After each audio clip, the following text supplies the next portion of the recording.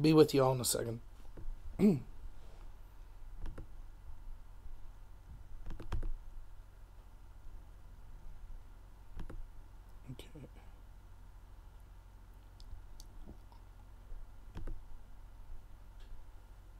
Strange. I always have it set up where my resolution is 128720, but every time I run it through the encoder OBS, YouTube always says that the current resolution is 1064 600, and it doesn't support it. But then it usually adjusts later. So right now it says my live stream health's like in the red, but it did this the past couple weeks, and then it'll eventually switch to green or something of that nature. So I'll get with you in 1 second.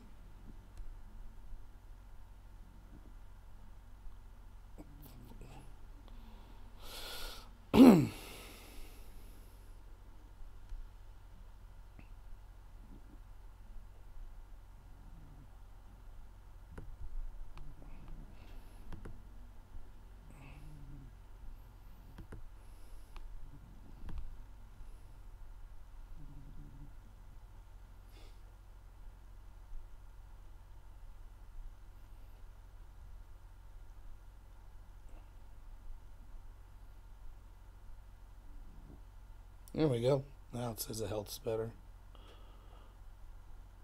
So hopefully everyone will be able to see me. One last check here. Check, mic. Okay. Okay.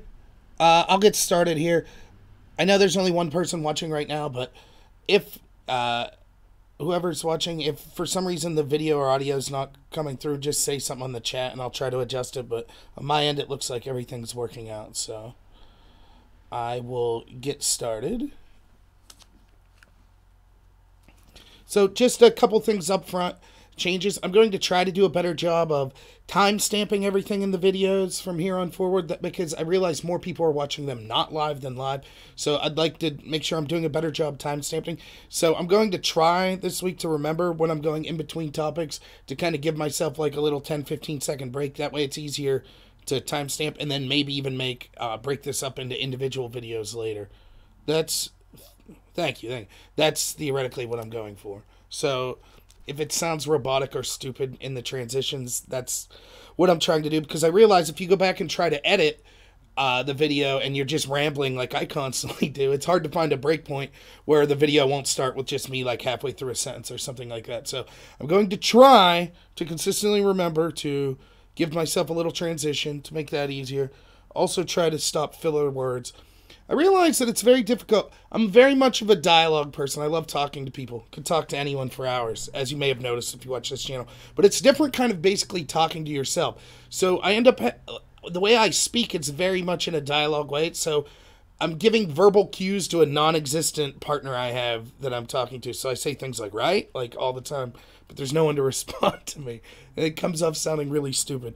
Luckily, I have a very dedicated wife that never stops encouraging me by showing me all the things I do wrong in life, including my verbal cues and things of that nature. So she's helping me get better at it. So those are the two things I'll be working on, trying to do a little differently. I got several topics that I think are interesting this week. I wrote down 13. I don't know that I'll get to all 13, but most of them are serious political topics, though I do have two that are kind of sillier, more personal. But I will start with the political topic. So we'll just jump right in. 4:45 in. That sounds like a good place to start. So first, as usual, I think the biggest news story of the week for me was the Trump-Russia investigation, Mueller's investigation into Trump-Russia. I've said it many, many times. To me, this is possibly the biggest political scandal of our lifetime. Either way, right? Either if somehow, which I don't believe this will happen, but if evidence came to light that Trump worked with Russia to encourage the hacking of his opponent's emails and worked with a foreign country to try to steal the election, that's clearly a huge story. I haven't seen evidence of anything of that. To me, an even bigger story would be if the current administration at the time, which would be Obama's administration, worked in collusion with foreign spies that they were paying to get dirt on Trump to work with Russians to be able to spy on people connected to Trump's team, which led to a 2-year investigation into Trump and people connected to him, all in an effort to delegitimize Trump's presidency or candidacy. That, to me, is the biggest political scandal of my lifetime, possibly ever in this country. Remember, never forget, Watergate, which was a huge scandal under Nixon, was about a couple people breaking into a hotel to get like physical records of things. Now imagine, instead of a couple people, Obama using the entire intelligence apparatus to be able to go after his opponent and not just get a few physical records, but records of anything that they communicated about. That's the magnitude greater of which we're discussing if we're talking about corruption that's occurring within this investigation. So that's why I harp on it a lot. And I also talk about it a lot because I think it's something that, although there's a lot of shallow discussion of it in the news, not many people in the little news segments are able to get into basically the meat and potatoes of it. So it's something that I like giving my opinion about because I think that it's a very nuanced situation that people, if they knew what was really going on, would be outraged, I think. So let's start with that this week. The first thing I want to do is actually something, again, most people know that I support Trump. I'm wearing my very stable genius shirt right now. I am a Trump supporter, but that never be mistaken with me, and I think everyone should be like this. I am more of I'm less concerned about an individual politician or a political party as I am about like my ideas, my platform, and things of that nature. So I'm never going to overlook things that Trump do that I should call him out because he's my team or I voted for him. In fact, I tend to go the other way with it, whereas because I voted for Trump, I feel partially responsible. I feel it even more necessary to hold his feet to the fire when he's doing things I don't like. So here's a big one that he did this week that just infuriates me. So he came out and said that basically he'll declassify all this evidence, and I think what he's talking about specifically is what he threatened to declassify before, which was the intel that went in, all of the paperwork and intel that went into getting the FISA application on Carter Page. Just to rehash real quick for those of you that might know, we have a court called the FISA court, and the job of it is, right now our courts could spy on foreign citizens. They're not protected under our Constitution, but American citizens are. So you have to go to this special court called the FISA court, and the purpose of it is to determine whether or not we're allowed to spy on Americans because it presents a significant threat to America, usually involving terrorism or espionage and things of that nature, and so that we would need to spy because there's enough of a chance that the person that the government wants to spy on is in fact a foreign spy or involved in terrorism or things of that nature. So intelligence agencies present evidence to this court. They're then able to say, yeah, go ahead, you could spy, wiretap, do what you need to do. The threshold for that should be exceedingly high because we're talking about taking rights away from Americans. However, it's not. 99.7% of all FISA warrants are actually granted, so it's basically a rubber stamp. It should be even higher threshold when you're talking about a candidate and his campaign for president of the United States. There should almost be no doubt whatsoever. Yet they were able to spy on Carter Page, a proliferary character to Trump's campaign, basically accusing him of being a Russian spy. Yet he walks free today. There's no evidence of that that's been presented. So it was all an excuse to be able to spy on people that were connected to Trump's campaign. So the whole situation right there, it should be, we need to take all the players out of it. It doesn't matter if it's Trump or what, like the FISA court needs to be overhauled, but you've heard me on this spiel before. Now, Trump's claiming that he's going to declassify all this evidence that shows that basically this was a witch hunt from the get-go. And I believe that the evidence will strongly show that, based on things you've seen that Nunes has released, other things we've seen, for example, the UK come out and basically beg Trump not to release this because it'll out their sources, which seems, I have a video on this from previously, which seems to justify the claims that people like me were saying. It's like, wait, were British spies spying on Trump's campaign? How is that not election interference, right? Everyone said, no, that's not the case. That's a conspiracy theory. Now Britain is begging Trump not to declassify these. So it looks like there's going to be some potentially either things that show that the intelligence agencies were corrupt or incompetent going into this FISA court to get an application on Carter Page. So I would really like all this evidence to be made public, as would many other people. Trump comes out and is like, well, I'll make it public when I feel the time's right, when the Democrats are sufficiently attacking me. I'm sorry, but that's garbage. I'm not interested in Trump using this potential corruption as a political tool to help him in re-election efforts. That is ridiculous. I'm interested in justice. So Trump shouldn't be using this as just a political tool. This is like people, like, I understand that, and people say, oh, you're naive. This is how politics is played. It's a chess match. I don't care. I'm so tired of this cloak and dagger. Well, we'll just release bits and pieces, and the American people aren't allowed to see this because it'll damage sources and this and that. No, ridiculous. I don't care just because I voted for Trump and at this point would like to see him get reelected in 2020. I don't want him to use this as a tool to help him get there. I want the truth. I want justice. I've said it 100 times. More importantly than the accusations of guilt of Trump or the people connected to him, or the accusations of Hillary's guilt or people connected to her, is the idea that we may have, at worst, a corrupt intel community, which I believe, or at best for them, incompetent and biased intel community. That's worse than anything Russia was accused of doing, because Russia, if they did try to work with one candidate to steal an election, we could always investigate that, figure that out, get rid of that one candidate, make sure that we stopped efforts from Russia from doing that again. But if the actual intel agencies, investigators themselves, are acting in a corrupt manner to get their preferred candidate elected, that means they will totally control elections, our democracy will totally be subverted, and we'll never be able to have a real candidate get power that would seek to do things like challenge the intel community. Something I feel is very important. Ironically, it's something the left used to feel was very important. When I was against the original Iraq war, most of the people on my side with it were people on the left. They were saying we were lied. Bush lied to us. The intel community lied. The CIA lied. They drug us into these wars. Now we're told not only do we have to believe these groups, but to even question them as un-American by the same people on the left. They're totally now buying into, oh, we have to believe everything the intel community says to go against them is terrible. Remember what Chuck Schumer said? He said he questioned why Trump would even deign to try to go against the intel communities because they have 6 ways from Sunday of getting back at you, so it's a terrible idea to go after them. Think of that statement alone. We live in a country where the President of the United States must live in fear of criticizing the intel agencies because his chief rival on the Democrat side, the head of the Democratic Party in the Senate, basically admits, yeah, Trump, don't do this, man. The intel community will get you. Isn't that scary? Isn't that frightening? These intel people aren't elected. They're not voted on. These are unelected bureaucrats. And it goes along with everything I said, that at the establishment level, the Republicans and Democrats are basically the same party. And they can't criticize the intel community because they'll be gone after. And we see this over and over again.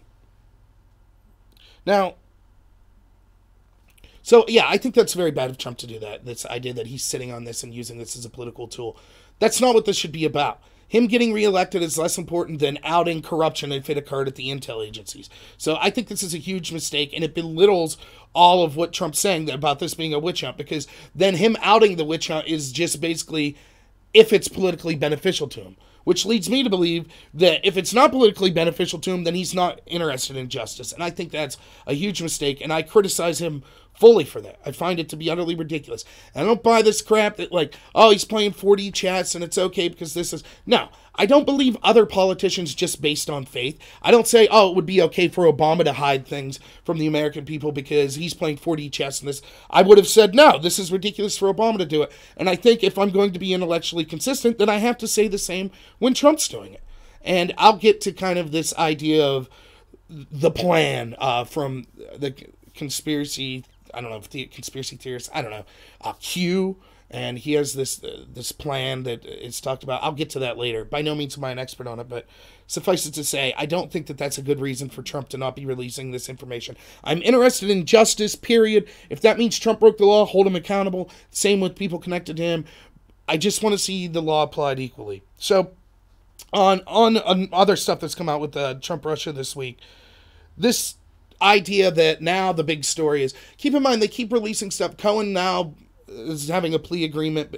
Cohen was Trump's former lawyer. He now has a plea agreement with Mueller where he's admitting that he lied and is seeking to cooperate with Mueller to get a lesser charge on the lie. What the lie is basically in 2016 Trump was seeking a hotel deal in Russia. He admitted all this was admitted. Cohen admitted it. Don Jr.'s admitted it, but basically the idea was what's now coming out is he was going to build this big Trump Tower in Russia. He was going to give Putin a free room. The reason for it was basically he knew that if Putin's staying at like the top floor of his Trump Tower in Russia, that all these other Russian oligarchs with money would be like, oh man, gotta stay in the building where Putin's staying. I want a penthouse there too. And it would be like a good advertising deal for Trump to do this. Now, what Cohen's specifically in trouble for is they were trying to get this deal done. The deal never got done, by the way, but they were trying to get this deal done. He said that the deal fell through in January of 2016. It turns out that actually the deal fell through in June of 2016. So we're talking, it's not that Cohen hid the facts of the deal or anything of that nature. It's not that the deal was illegal. It's not that the deal went through. Nothing like that. It's just Cohen was 6 months wrong when he talked about the time frame. And he lied to Congress because he told Congress that he was done talking about this in January of 2016. Well, now there's evidence it was June of 2016. And so that's what he's pled guilty. Just like everything else coming out of Mueller, it's all these process crimes. People lied, got their dates wrong, things of that. So Mueller's charging him for that. There is not one iota of Russia collusion from anyone in the Trump campaign, which is what the investigation was supposed to be about. Now, people will say, yes, but if you read the mandate written by Rosenstein, it said that he was allowed to investigate things that came up in the process of investigating Russia collusion. Funny how that hasn't switched over to the Democratic Party, though, right? We know that the Democrats were connected to the very exact same Russians that the people connected to Trump that have gotten in trouble for. For example, the people Manafort were connected to were also connected to the Podesta group, had met with Hillary Clinton himself in previous situations, had worked with the FBI before. We know that Fusion GPS, the lawyer that Trump Jr. and her friend met at Trump Tower, were actually employed by the very firm that Hillary hired to get dirt on Trump. Or, I'm sorry, not employed the very law firm. So they were clients of the law firm. So Fusion GPS is meeting with these two Russians. Hillary's paying Fusion GPS to get dirt on Trump, ultimately from Russians. All of that's considered legit. But Trump Jr. meeting these two Russians to try to get dirt on Hillary, that's a crime. That's worth investigating. We know that Mueller's not looked the other way. We know that Mueller's not charged anyone with lying to the FBI on Hillary's side of the equation or the DNC side of the equation, but has charged people connected to Trump for the very same crime. We know that people have been charged for failing to register as foreign lobbyists, such as Manafort. But in those actual charges, we see that he was working with the Podesta group, which is connected to Hillary. The Podesta group was not charged, even though they were breaking the exact same law with the exact same people. They were not charged. They were instead asked to retroactively file paperwork. So we know all of this. It's all witch hunt. So why? So it's funny to me that it's how the people that dislike Trump are always able to be like, well, it's okay for him to go back. It's okay to raid Cohen's lawyer office in the middle of the night. It's okay to charge him with tax crimes that had nothing to do with Trump from a decade ago. It's okay to charge Manafort for things well before he was ever working with Trump. All in the name of Trump-Russia collusion, right? It's all right to investigate all that. It's all right now to say, oh, all these process crimes, that's a big deal. But we totally ignore any crimes that happened on the other side. So I don't understand why this hotel thing's a big deal. And I've seen people on Facebook and friends that have said, maybe they could explain it to me better, but they're like, oh, picture this. Picture that Obama's running in 2008 or 2012, and 6 months before the election, he's got a deal where he's considering building some kind of real estate property in China or Russia or Iran. Okay. I guess I just don't care. I don't understand why this is a big deal. It makes no sense to me whatsoever. It's legal. I mean, it would be bad if then, based on that money that was being gotten from Trump's hotel or his tower in Russia, then he started making policy decisions in order to benefit himself. But there's no proof, and the reason for that was because he wanted to financially benefit himself. Not only is there no proof of that, the building was never created in the first place. So we constantly see that Trump's gone after Russia in situations like he's put sanctions on them, he's kicked Russian oligarchs and diplomats out of the country, he's bombed Syria and things like that against their interests. And yeah, he's been, I guess because he hasn't nuked Russia, it will never be good enough for the people, the anti-Trump people. They want the war that Hillary wanted, who suggested a no-fly zone over Syria, which would have caused the war. They're clamoring, the party of peace is clamoring for this conflict. They want this conflict set up. And unless Trump gives them the conflict, they're going to say, see, remember that time that Trump wanted to get that hotel put there? Well, now he's been nice on Putin the whole time. This proves some kind of corruption. It's not corruption. I don't think it's a big deal. Now, would I rather have politicians that didn't have any financial interests overseas? Of course. But that's clearly not going to be the case. Why is this considered a big deal by the very same people that laugh at the Uranium One situation and call it a conspiracy theory? Now, keep in mind, here's what happened in Uranium One. We voted to allow 13, what's the word I'm looking for? Agencies had to vote to allow the sale of uranium supplements in the United States to a company that was owned by Russia. And the funny thing, one of the defenses people say is like, yes, but they didn't get to physically remove the uranium. The uranium had to stay in the United States. That's not true. We now know that we've lost sight of much of that uranium, and much of it did move out of the country. So we sold to this, our greatest threat, Russia, right? Under Obama, we sold uranium, the material to make nuclear weapons. We sold it to them. And here's the fishy part of it. We know that hundreds of thousands, if not millions of dollars was given from people interested in this deal to the Clinton Foundation. We know that Clinton's agencies, the State Department, had to vote on whether or not to allow this, and ultimately they did vote to allow it. Now, Hillary herself stepped down. We're to believe, her deputy had no vested interest in Hillary. She was just totally independent. She wasn't going to vote the way Hillary wanted her to. Yeah, right. And people say, well, 13 or 12 other groups had to vote this way too. So just because 12 other groups had to vote that way doesn't mean that Hillary wasn't a key vote or her agency wasn't a key vote and that the bribe wouldn't have been necessary or that she couldn't have been bribed, right? Yeah, there I am saying right again. But think of how ridiculous that would sound. You can't be bribed if other people have to vote. Well, if that's the case, Trump could do very little unilaterally, therefore he can't be bribed. Congress would have to approve in large measure anything he does. So he can't be bribed. Congress would have to basically be okay with most of the actions he's taking. Of course not. People would say that's ridiculous. Just having Trump alone would be able to get all kinds of things done for Russia if they were bribing him. The same would be true of Hillary at the State Department. And not only that, Bill Clinton then has a secret meeting with Putin himself right before this vote occurs. And then a week after he has this meeting with Putin himself, gets paid $500,000 for a speech by a Russian state-owned bank.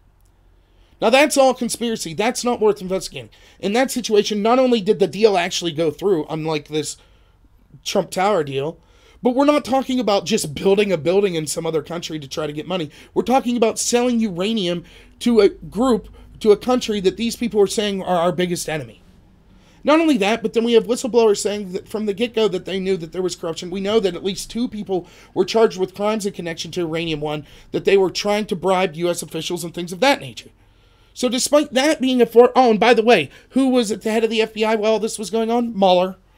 But yeah, he's the very person investigating. It's just, you can't believe the insane corruption. So the very same people that are telling us, no, the Uranium One, that's not a big deal. That doesn't need investigated. No big deal at all. Nothing happened with that. All the financial gifts that went to the Clinton Foundation or to Bill Clinton, and the fact that her agency happened to vote to approve the deal, and the fact that, some of the uranium came up, none of that matters. Trust us. That's all on the level. Trust us. It's good. The fact that we know that people were charged with crimes for trying to bribe U.S. officials for this doesn't matter. That's all on the level. But Trump was considering building a tower in Russia that didn't go through. Stop the presses. This is a huge deal. This is corruption of epic levels. How about this situation? Remember with the Bureau of Land Management in Nevada? What turned out that the federal government was taking a bunch of land and then selling it to foreign interests and things of that nature? Well, I can't confirm this, but I remember reading at the time that Harry Reid, who was a senator in Nevada, actually was seizing a lot of this land and then selling it to foreign firms that hired his son as a lawyer. So his family was directly financially benefiting from the confiscation of this land. Where's the outrage there? Where's the investigation? That sounds like something that could be an actual crime. We have no evidence whatsoever of Trump using his station to improperly benefit him financially at the cost of Americans. None. There is not even a suggestion of that. It's just, he was trying to build a tower in Russia. That proves that he's somehow shady. This is what I don't get about the entire Trump tax return. Like, supposedly when the Democrats come into the House, they're going to launch all these subpoenas, investigations into stuff to get to the bottom of what? I don't know, but something, I guess, right? And one of the things they talk about is the tax returns. Now, don't get me wrong. I guess I don't mind Trump releasing his tax returns. I just really don't care. And what people are going to say is, if he has any business deals in Russia, they're going to say, see, this proves, that proves it. Trump's got business deals in Russia, so, So what? What does that prove? It proves nothing. Yeah, he's an international businessman. I'm sure he has plenty of business deals in Russia and China and other places. We know that people like Feinstein and Pelosi have been advocating all sorts of concessions to the Chinese, and they have financial interest in Chinese agencies and things of that nature. That's them advocating policies for a country that benefits them financially. We know that at least one Chinese spy was in Feinstein's camp for over 10 years. But none of that's a big deal. The FBI, none of that's, the media's not making a huge deal on any of that.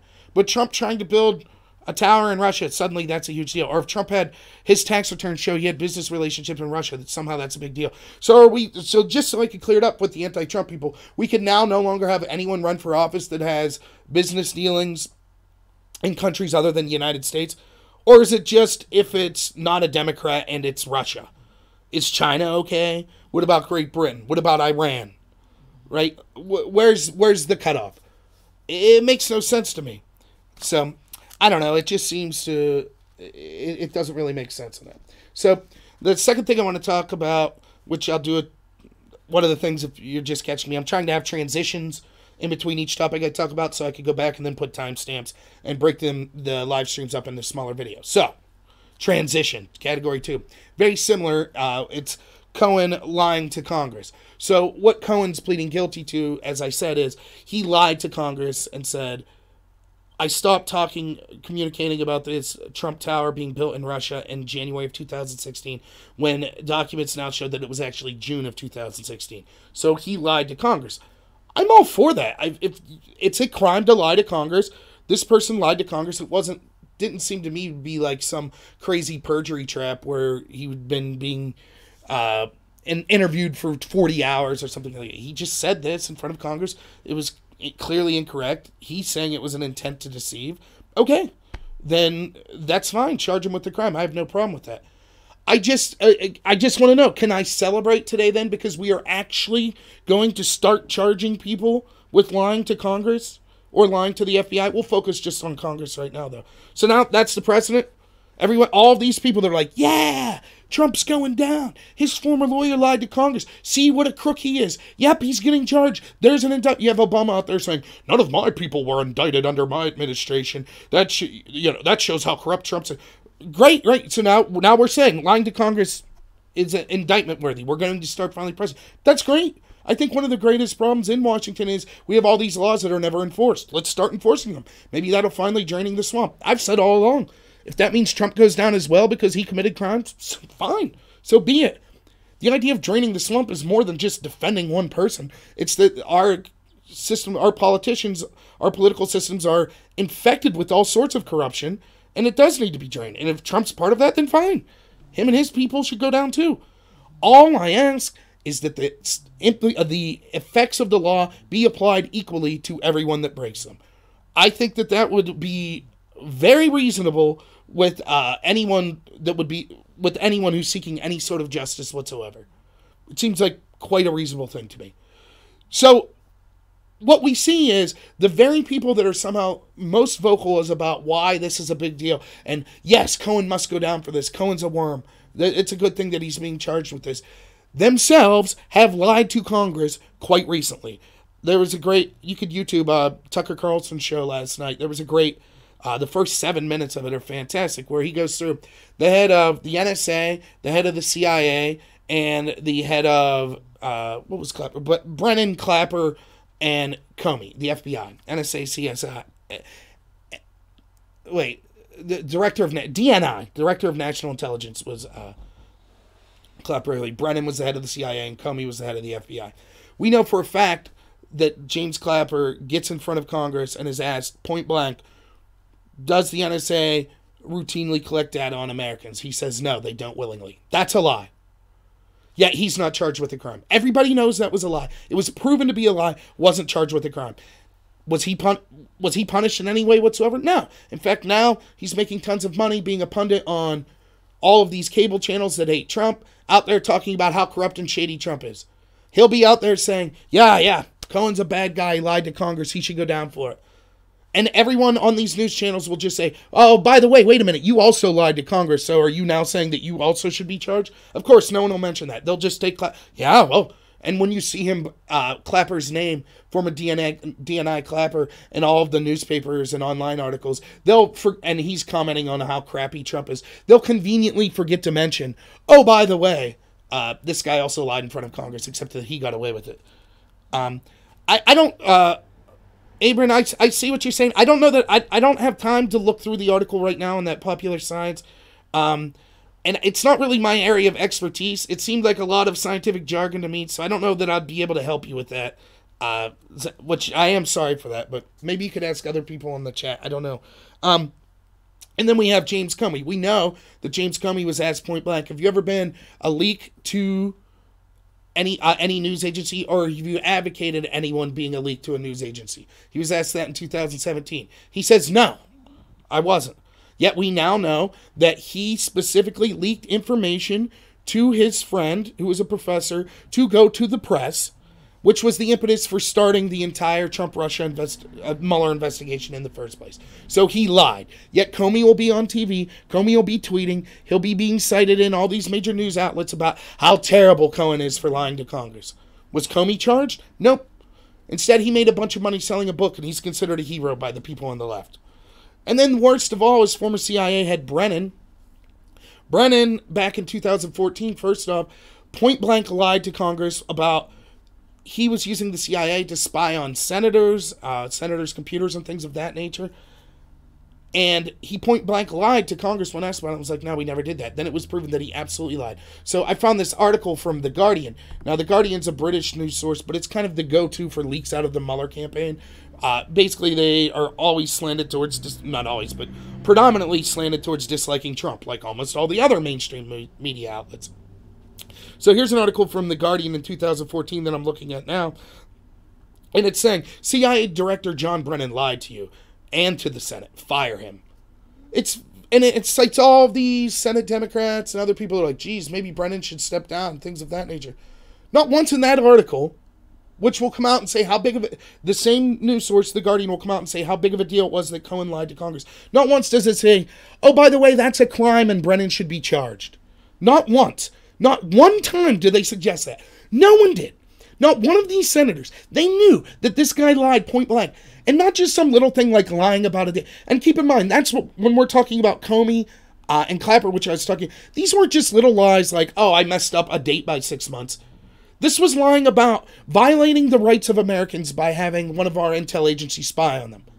That's what Clapper lied about. That's a serious lie that violates every single one of our rights. That's a serious lie. We're talking about Comey lying about leaking to the press to damage a sitting president and lying about that. Not just him saying, yeah, I did it in January. Oops, sorry, no, it was in June.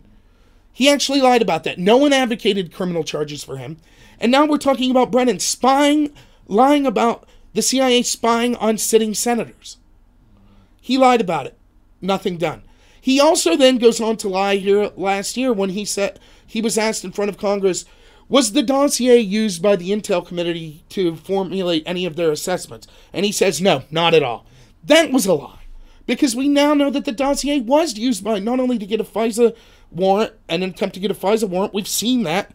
It absolutely was. That's beyond arguing. We know that that's true. The question is, were there a couple other little things used as well? But we also know that other intel agencies had access to this dossier and was using it to help formulate their ideas. So we know that Brennan lied about that. Now, what's unbelievable about this is I can go to The Hill today and there's an article. John Brennan discussing how, see, Cohen's plea deal proves just how shady and corrupt Trump's administration, how they're all a bunch of liars and how un-American they are. The same guy who at least twice lied blatantly about important issues to Congress is now saying, yeah, this guy should go down for lying to Congress. It is unbelievable. Just the nerve that these people have. And the media says nothing about it. They just let it go. You'll get Tucker, maybe a couple people that'll say something about it. But by and large, no one says a word. And that's just 3 people that happen to be establishment people with a lot of power. There are tons of people that lie to Congress all the time. It is never charged. Just like with the FARA violations, failing to register as a foreign lobbyist, happens over and over and over again. It should be charged a lot, but it's never charged. Just like lying to the FBI Happens. We see it happen over and over again. We know that Mills and Abedin, Clinton's attorneys, we know that both of them lied to the FBI. Proven.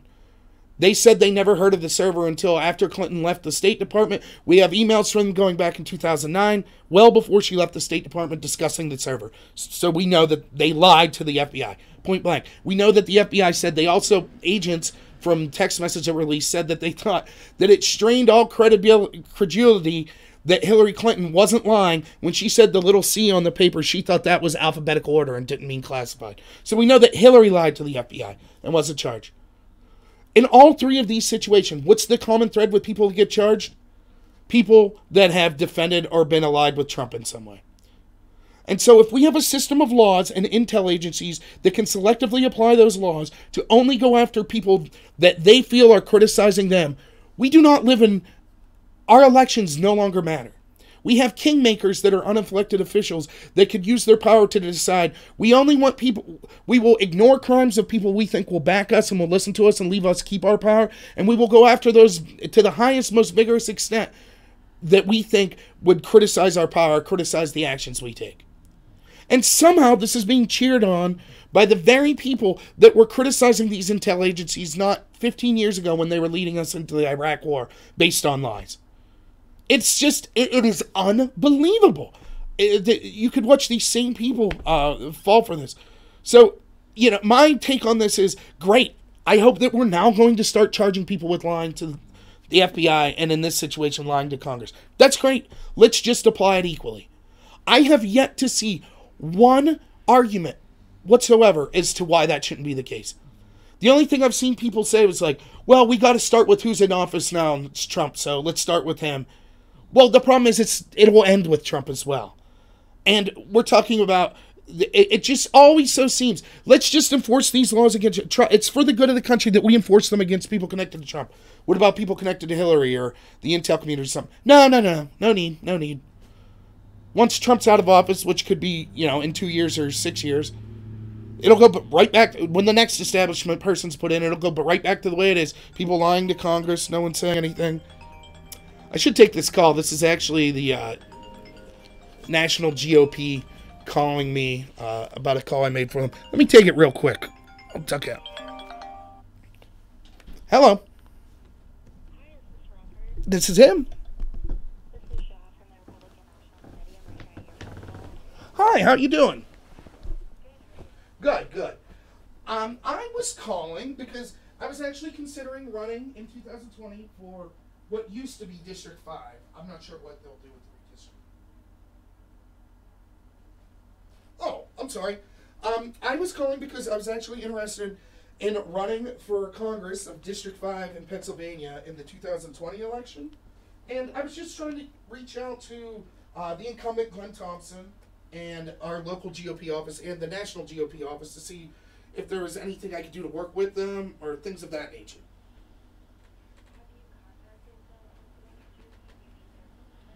I would take that. Yeah, I have not contacted them. I've contacted my local county GOP. I have not talked to them. I have talked to the county GOP, but not the state level.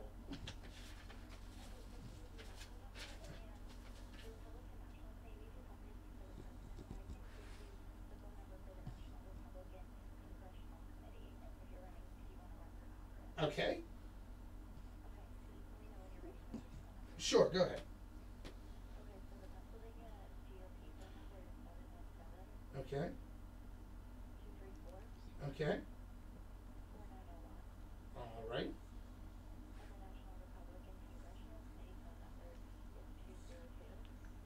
Okay. Okay. All righty. All right, I'll give both of them a call then. All right, thanks, Mike.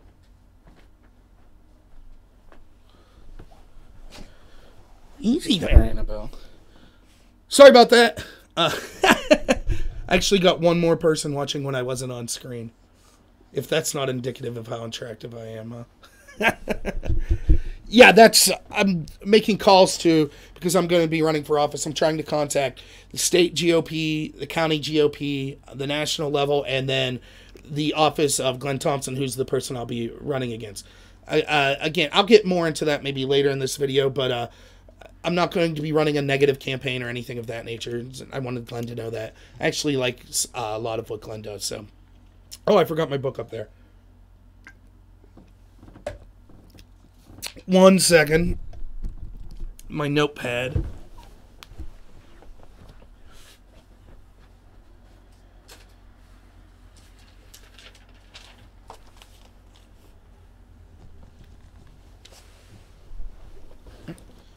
Okay. All right. So yeah, with the I just want the laws to be applied evenly. That's all.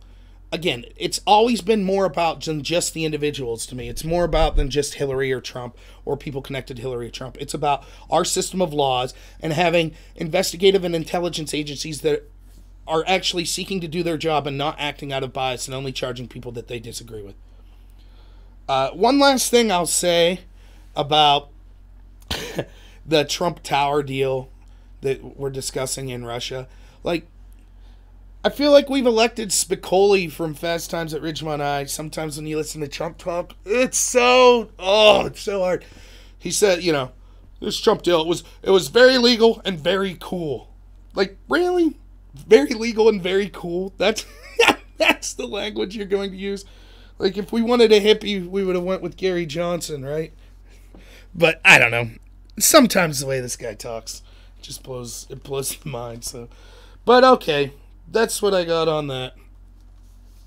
Let's get to that's 2 political things in a row. Let's get to this. Here's a fun story. So Rudolph the Red-Nosed Reindeer was considered by the Huffington Post to be problematic. And some of the reasons were that it enforced racism and misogyny, and Santa was the face of a patriarchy, and this, that. This is obviously stupid and nonsense. But I would like to pose a counter view. I think that actually Rudolph is trying to be like social justice warrior woke. And here's why. You know the little dentist guy? I can never remember his name. I just watched this the other day. And he is quite effeminate. He does not exhibit many what you would consider masculine traits. In fact, there could be questions, seeing as how you don't see him around with many female elves or things of that nature. Perhaps his sexuality could be questioned or things like that, which I personally don't care about. None of that matters. But I find it interesting that the only thing that was criticized, despite his effeminate nature and maybe questions of his sexuality, the elves and Santa, none of them cared about that, which is great. They weren't getting involved in traditional ideas of what masculinity or sexuality should be about. Instead, they were woke enough to go after him for a profession in which they find to be problematic. See, because just like if you listen to the social justice warriors, they'll tell you, oh, my dog's rooting around over here. What are you doing? The social justice warriors will tell you things like, saying that having physical fitness professions and things like that is fat shaming. It's just marginalizing people that don't have what was considered a perfect body. And so fat bodies are fit bodies too and things of that nature. Well, on the same token, dentistry is just advocating to discriminate against people with aren't considered socially acceptable teeth. And so I feel it was very woke of the elves and Santa to be like, we don't want no dentist here. Get your, cultural assimilation, superiority out of here. We're tired of this. So I think that actually the nice elves, they were just being super woke. And I've seen this. If you're going to discriminate against people, their profession seems to be a good thing. I have a friend who works on oil rigs and things of that nature. I've seen him be attacked because apparently he's destroying the earth and things of that nature. It's a very woke thing to do, to attack professions you don't like. But yeah, just another example of they'll come for everything. You can't have any holiday. That Baby It's Cold Outside song, well, that's about non-consensual sex, and Rudolph's problematic. I'm sure the new Grinch movie, they'll either have had to made it with social justice in mind, or it will be accused. It's absolute nonsense. Remember when just, like, you watched holiday, like any movies for that matter, you just watched, or comic books, or things of that nature, and you weren't thinking about social justice. It was just, it's just characters I like. They've ruined Halloween. They're going after Thanksgiving and Christmas, I guess, is now. The war on Christmas. Me and Bill O'Reilly, right? I really don't care. It's just funny. I hope they keep it up. I think it's hilarious. And I think that, like, when you're attacking, like, something like Rudolph the Red-Nosed Reindeer, it's like, yeah, you're probably not getting many people in the middle on your side. But yeah, just rewatching that, it's like, what is up with this dentist guy? What a weird thing, anyways. But, you know, whatever it was, apparently the elves, maybe it's because they give out a lot of sugary treats, so they're, you know, the dental industry is opposed to sugary treats, so they had to get that guy out of there or something. At the end, if you catch it at the end, like the head elf, the dentist guy's like, oh yeah, we got to do a lot of work. It could just be that, just fear of, like, I'm like that. If I know I have a cavity, I'm like, I don't even want to hear other people talk about the dentist. I'm like, nope. Somehow it makes me feel crappier about myself. Reminds me I'm going to have to go in there and get my teeth drilled. So, Die Hard is the best Christmas movie. That's a great debate. Die Hard is certainly the best movie if it is considered a Christmas movie. But then the question becomes, do you consider it a Christmas movie? How do you define Christmas movie? Is it just a movie that occurred during Christmas, or does the idea that it's Christmas have to be central to the plot? I would consider Die Hard a Christmas movie, though. But I've had this debate with people. Die Hard's one of the best movies of all time, anyways. Definitely better than Rudolph. I have yet to hear the Huffington Post take on Die Hard if it's problematic. I get Hans Gruber was a filthy foreigner, right? So maybe in that sense, it's the otherization of the foreigner, and we need some super macho American to come in and save us. I don't know. Or maybe, you know, because the cop that's working with him the whole time is black, but he's kind of just an on-the-beat cop, proves that black cops can't make their way up into the force or something of that. I don't know. If any of you, if the Huffington Post is watching, please do Die Hard. Please tell us why it's problematic, so I could go back and rewatch it and enjoy it again. That would be fantastic. So yeah, did I have any? Nope, that's all I had on Rudolph. Oh, thanks.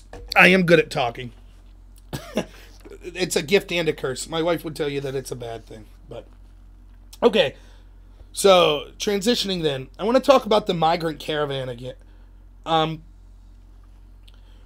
The coverage of this is absolutely crazy to me, where we've been fed all of these stories. Now, one, it's hyperbolic. One of the things I'll notice that basically the only mainstream person I watch is Tucker Carlson, and that's only once in a blue moon. I don't have cable, so maybe I'll check something out on YouTube or something of that nature, but I do read a lot of news sources online. And I do think that Tucker was a bit hyperbolic, where the other day he busted like 6 myths that we've heard about the migrant caravan from the media. And it's not, he made it sound like as if this was totally being said by everyone, and I don't think that's the case. But it is true that he is right, that the theme of it is certainly that the mainstream media has been pushing an angle on this, and that their angle is always to downplay the significance or the existence or the gender makeup, etc. of the migrant caravan. And so we were told, you know, we saw Obama chuckling, you know, right around the midterm election there, like, this thing's thousands of miles away. What are the chances? Oh, it's just, you know, a couple people thousands of miles away. Who knows if it would ever even get here, you know? Oh, well, it's here, right? Thousands of them are here. Well, now we know. And remember, they were all going to come to ports of entry. It wasn't going to be a problem. Oops, turns out not. They were rushing. And so what the media does is they never take a step back and go, our bad, we were wrong. Yeah, okay, maybe this is a serious problem. Maybe this is something we should look at. However, here are other issues we have. It's not cut and dry. Because the truth is, it's not cut and dry. Look, if you have a heart, you probably care about poor people from other countries. I certainly do. But that doesn't mean that I think that we shouldn't enforce our borders. Without borders, we don't have a country, period. There has not been one country ever in the existence of the world that existed without borders. The very idea of a country has borders built into it, because without borders, there is no country. It's part of the definition of it. So the idea that we could just let people in and everything will be better, it clearly doesn't make sense. If we had no borders whatsoever, it would quickly become a situation where so many people would come that there would be more people than we have resources to be able to take care of them. And you would have a situation where a world without borders like that would look like people just migrating. It would almost look like locusts or something. And I don't mean that to be offensive to migrants, because I would be a migrant as well in that situation where people flood into one area, use up all the resources, and then move to the next area. And that's what happened over and over. That's not a good situation for anyone. It's not a good situation for this country, for the migrants, for the countries the migrants are coming from, or anything of that nature. And so, clearly, the idea of not having borders at all is ridiculous. And as I've said before, the people that advocate this the most, hilariously, or most of them live in gated communities and things like that. Real quick, when I already said I probably won't be able to help you with that popular science because I read the article and a lot of it was above my head because I don't really get the scientific jargon. I've never written a popular science, and I just don't think that it's in my wheelhouse, so sorry about that. But anyways, to get back to what I was saying, let me get a drink here. It seems it's always hypocritical. It's these people that live in gated communities. And even if you don't, you have a door in your house. You understand the importance of having your kind of own area. Even when you were a teenager, right? You understood the importance of having your own room, and you didn't want your parents just no borders in your room. You wanted to know when your parents were coming in and things of that nature. Clearly, borders are important. Now, having said that, I don't think that we should totally, I'm not one of these people who are like, shoot the people at the border. No, I'm not saying that whatsoever.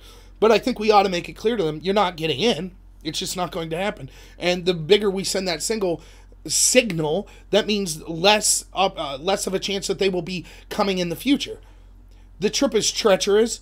Women and children are abused on the trip, as are men. There's all kinds of exploitation that occurs. And it's very treacherous. And the more we encourage by sending out the signal by our mainstream media saying, we should let these people in, this is a great thing, blah, blah, blah, blah, blah, the more it encourages people from those countries, which then make this treacherous journey, and it ends poorly for our country and for the migrants. So I think that it is important to be able to be defending this. Now, we've already seen examples of rocks being thrown at Border Patrol, and I like that people downplay this, like, oh, it's just them throwing rocks, that's not a big deal.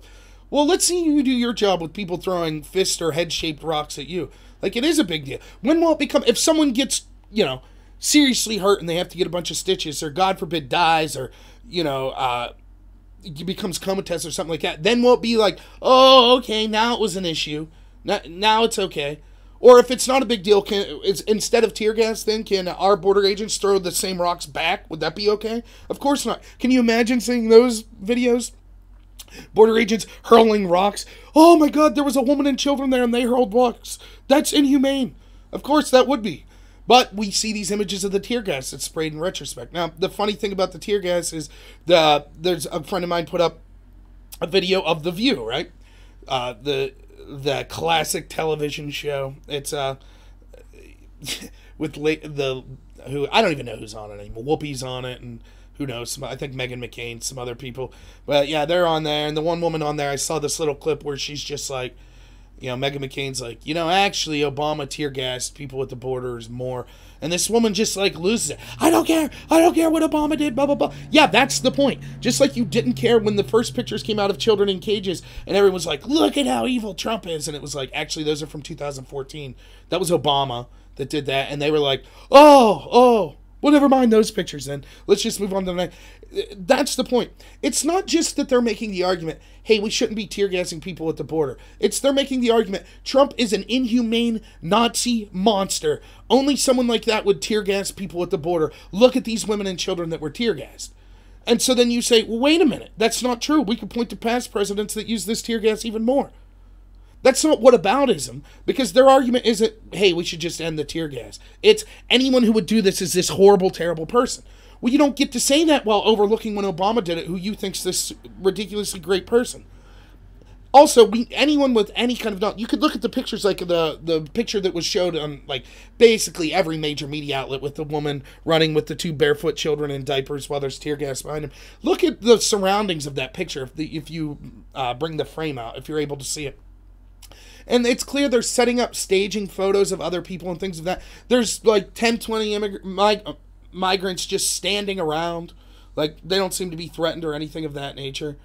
People, they'll downplay it. They'll say, oh, I watched the live stream. I saw people kicking a soccer ball. Yeah, well, that's because it's not that the rush to the border was occurring constantly over hours and hours. It was a bunch of people tried to rush at once, which makes sense. That would be an effective strategy. We have the mayor of Tijuana saying about how much of a nuisance a lot of these people are. Now they're saying there's a lot of illnesses, possibly as high as 1 in 3 of these people have illnesses that are coming through. Like, this is all important things. Just because you have compassion, it doesn't mean you can only think of this with emotion, because you have to think of people.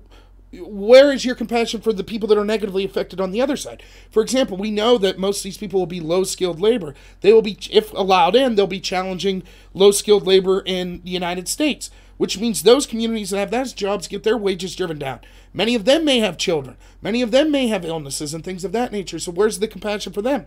The problem is to just look at the situation like it's just, oh, well, you have to have compassion, so you have to do X. It doesn't work that way.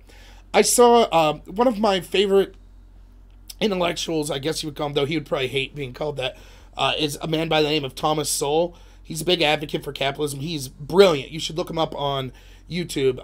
It's Thomas, last name Sowell. Fantastic thinker, just absolutely brilliant.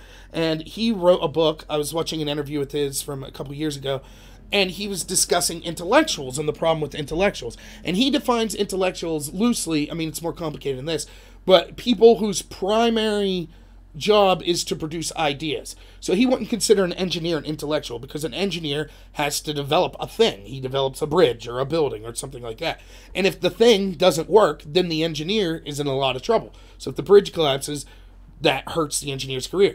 But with intellectuals, they just come up with these ideas over and over. And if the idea fails, like so many people in academia that were like, all through the 60s that were like, Soviet Union's the way to go, communism's the way to go, all up until the 80s, right before that the Soviet Union collapsed.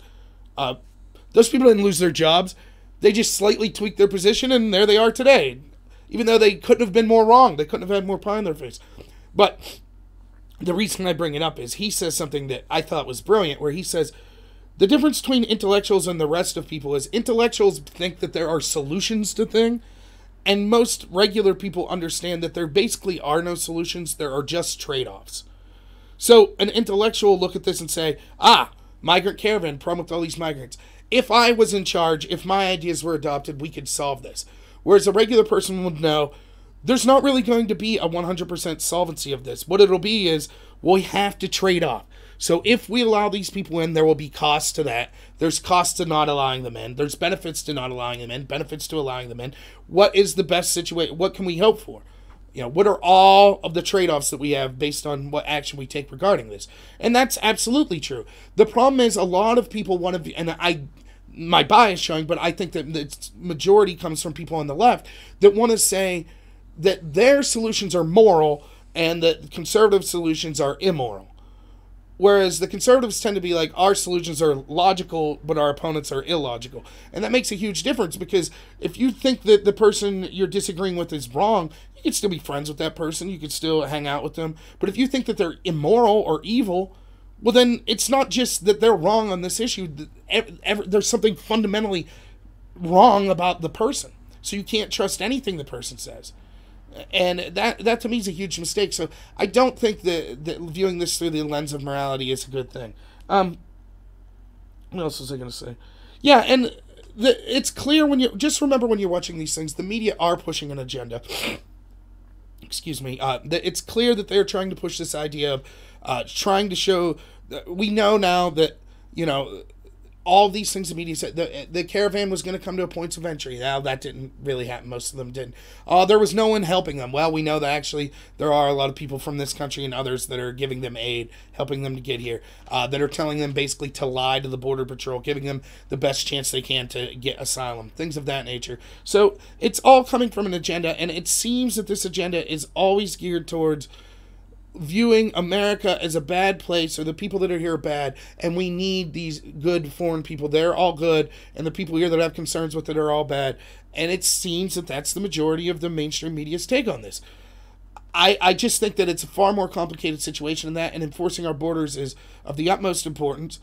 Because one, it'll send the signal to stop this from happening, which means that these very same migrants and people like them won't be negatively affected. Second, it helps their countries back home, because what we're doing is, if it's true, if the argument is true that these are really great, hardworking people, then the countries they're coming from, like the Honduras, will never get better, because anyone who would be willing to work to help that country will just flee, come to the United States because they know they can. So it hurts that country. And third, it helps the people in this country that it hurts the people in this country that the government are supposed to be looking out for in the first place. Our government should be looking out for our people first. That's why I did the video on nationalism and how I think it's absurd that they're trying to make the word nationalism seem like a bad thing at this point. Nationalism is a good thing. We should have politicians that are working for the interests of the United States. That doesn't mean we're out exploiting other countries. That doesn't mean we're having regime change wars in other countries and things of that nature, or spreading democracy and things of that nature that end up doing poorly. But we should be focused on our people first. When you see poor people in our communities, what's the government doing to help them? Nothing. Instead, what the government's doing is more concerned. Many of these politicians are more concerned with foreign people that need help than domestically. Think of it this way. Look at our government as a metaphor of like our family, right? If you're the father or the mother of a couple kids at your house, you're not going to help the poor neighbor kids while your kids go without food. You just wouldn't do that. You take care of yours first. Only when yours are taken care of to an acceptable manner can you then say, okay, now I'll reach out and help the neighbors and things of that nature. Oh, yeah, my wife says I say things of that nature way too much, too.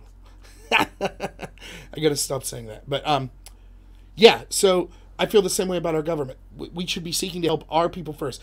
That doesn't mean based on race or gender or age or financial incentives. None of that. I don't care about any of that. If you are a legal American, I don't care where you were born. I don't care what your sexual preference is, what your religion is, what your skin color is. None of that matters to me. This government should be working for you as well as me, period. That doesn't mean we should intentionally make lives worse for people in other countries and things of that nature.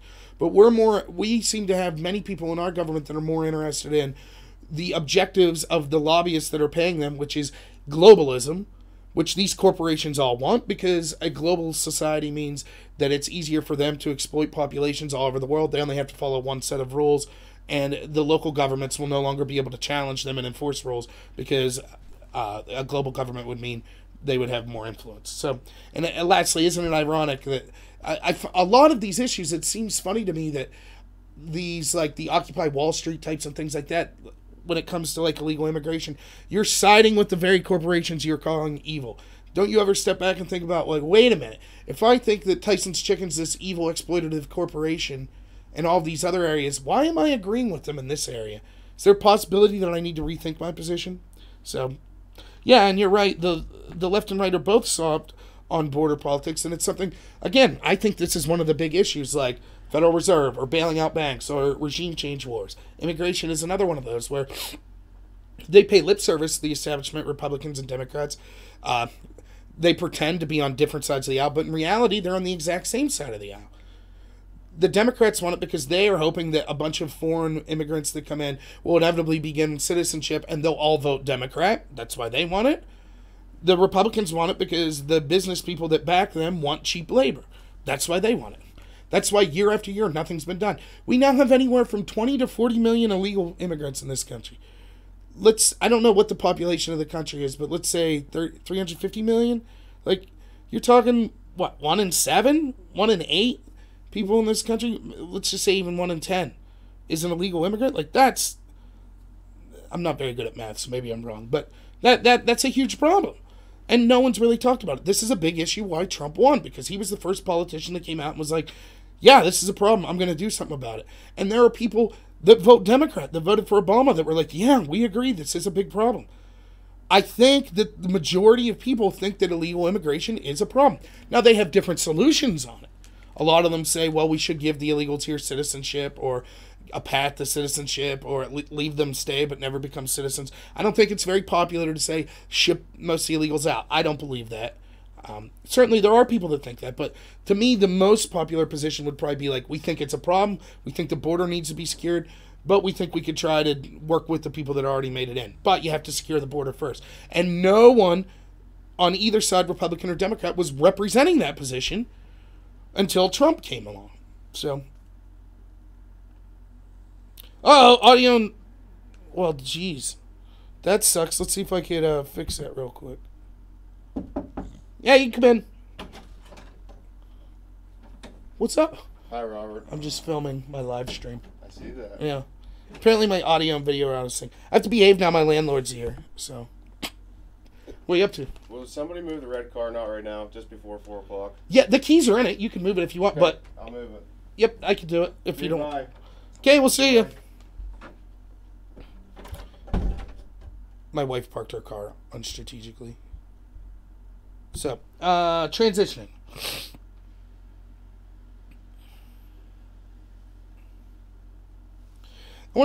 This one will probably get me in trouble. So, for those of you who have watched some of my videos, one of the websites that I'm on is a website called Above Top Secret.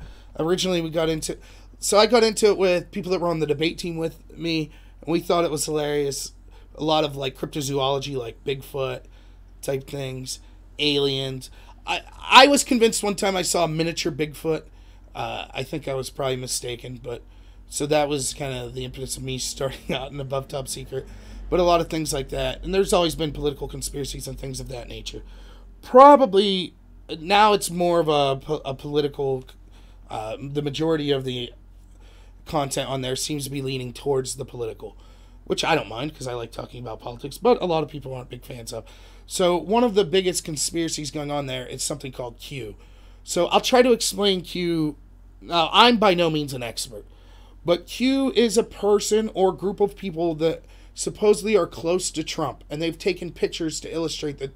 I do believe that's probably the case. For example, maybe like stationery and the pen of the White House, of the president's desk and things of that, the Oval Office, things of that nature, right before he signs a bill.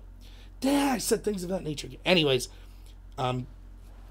so that's something, and they've said things, some things that have come true. Like they'll say, look for Trump to do this next week.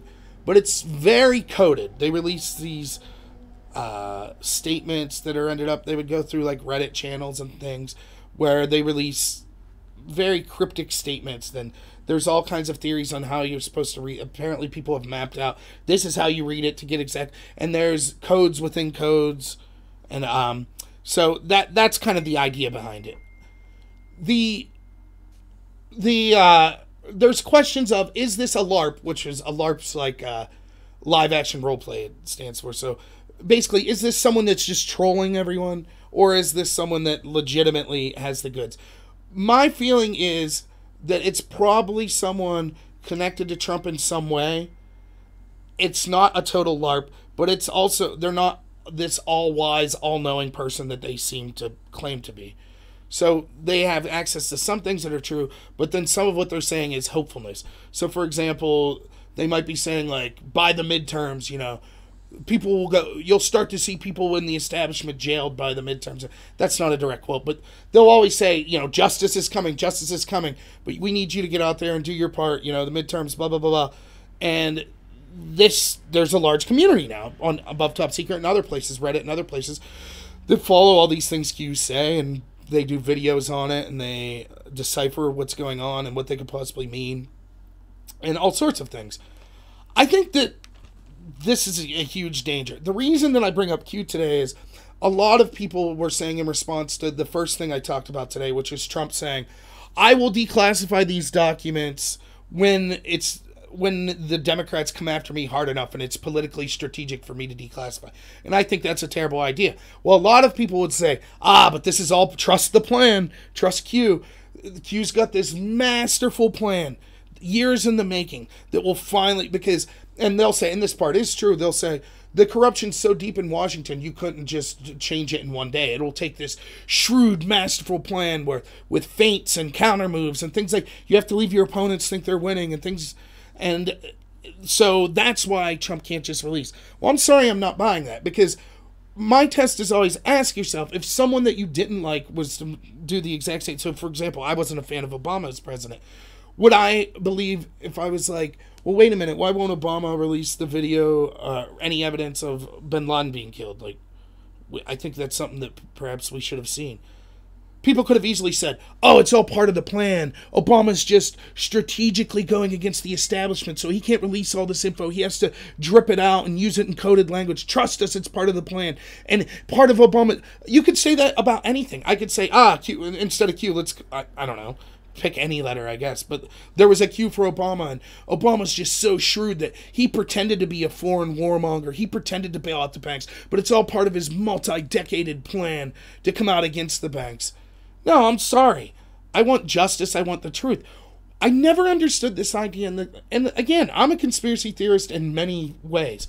But I never understood this idea that, like, these conspiracies will come out, they have to come out in cryptic. You always see people saying, like, I have information. I can't come right out and say it. But here's some real cryptic clues as to what I mean. I'm sorry. I don't buy that. If you have information that without a doubt proves that massive corruption occurred under Obama and Hillary and the FBI and the intel communities, then show it. Don't give us weekly cryptic posts. And the people are starting, I think they mean well, and I think a lot, and I've engaged in with them, and I'll say, hey, here's something. Did Q predict this or anything like that? I've had those kind of conversations, but I've never fully bought into the Q thing, but that's fine. That's one of the things, for me, talking politics is not only is it educational and I think important, but I also think it's fun. It's entertainment to me. And there's a lot of people that things like this, it is entertainment. Being involved, feeling like you're involved in this super secret group that knows more than anyone. You got the goods. You know what's really going on. Like, that's probably entertaining. It makes you feel good. So that's great. I'm not saying people are crappy people, but it starts to get a little weird where it's like you even try to, like, well, wait a minute. I thought this was set. I thought you said this would happen by the end of October. It didn't happen, so what's going on? And it's almost like a religion where they'll do anything. They'll jump to say, no, this is what it could have meant. And it very much reminds me of, like, the people you saw that were predicting the end of the world, like religious people that will be like, end of the world. It's going to occur on this date.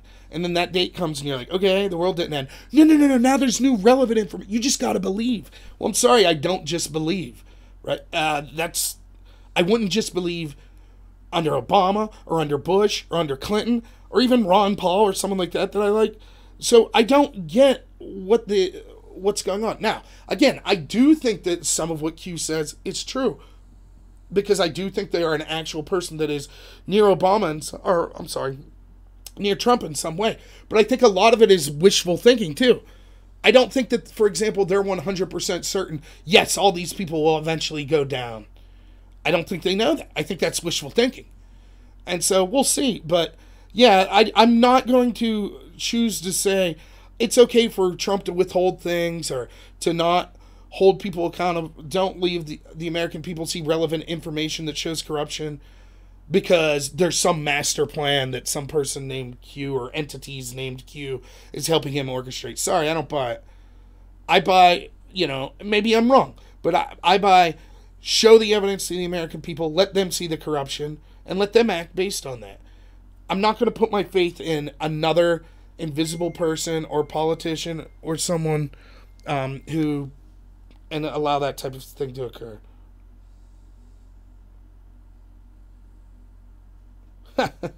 Friend texting me. Oh, my wife's watching. She's on lunch. Yay.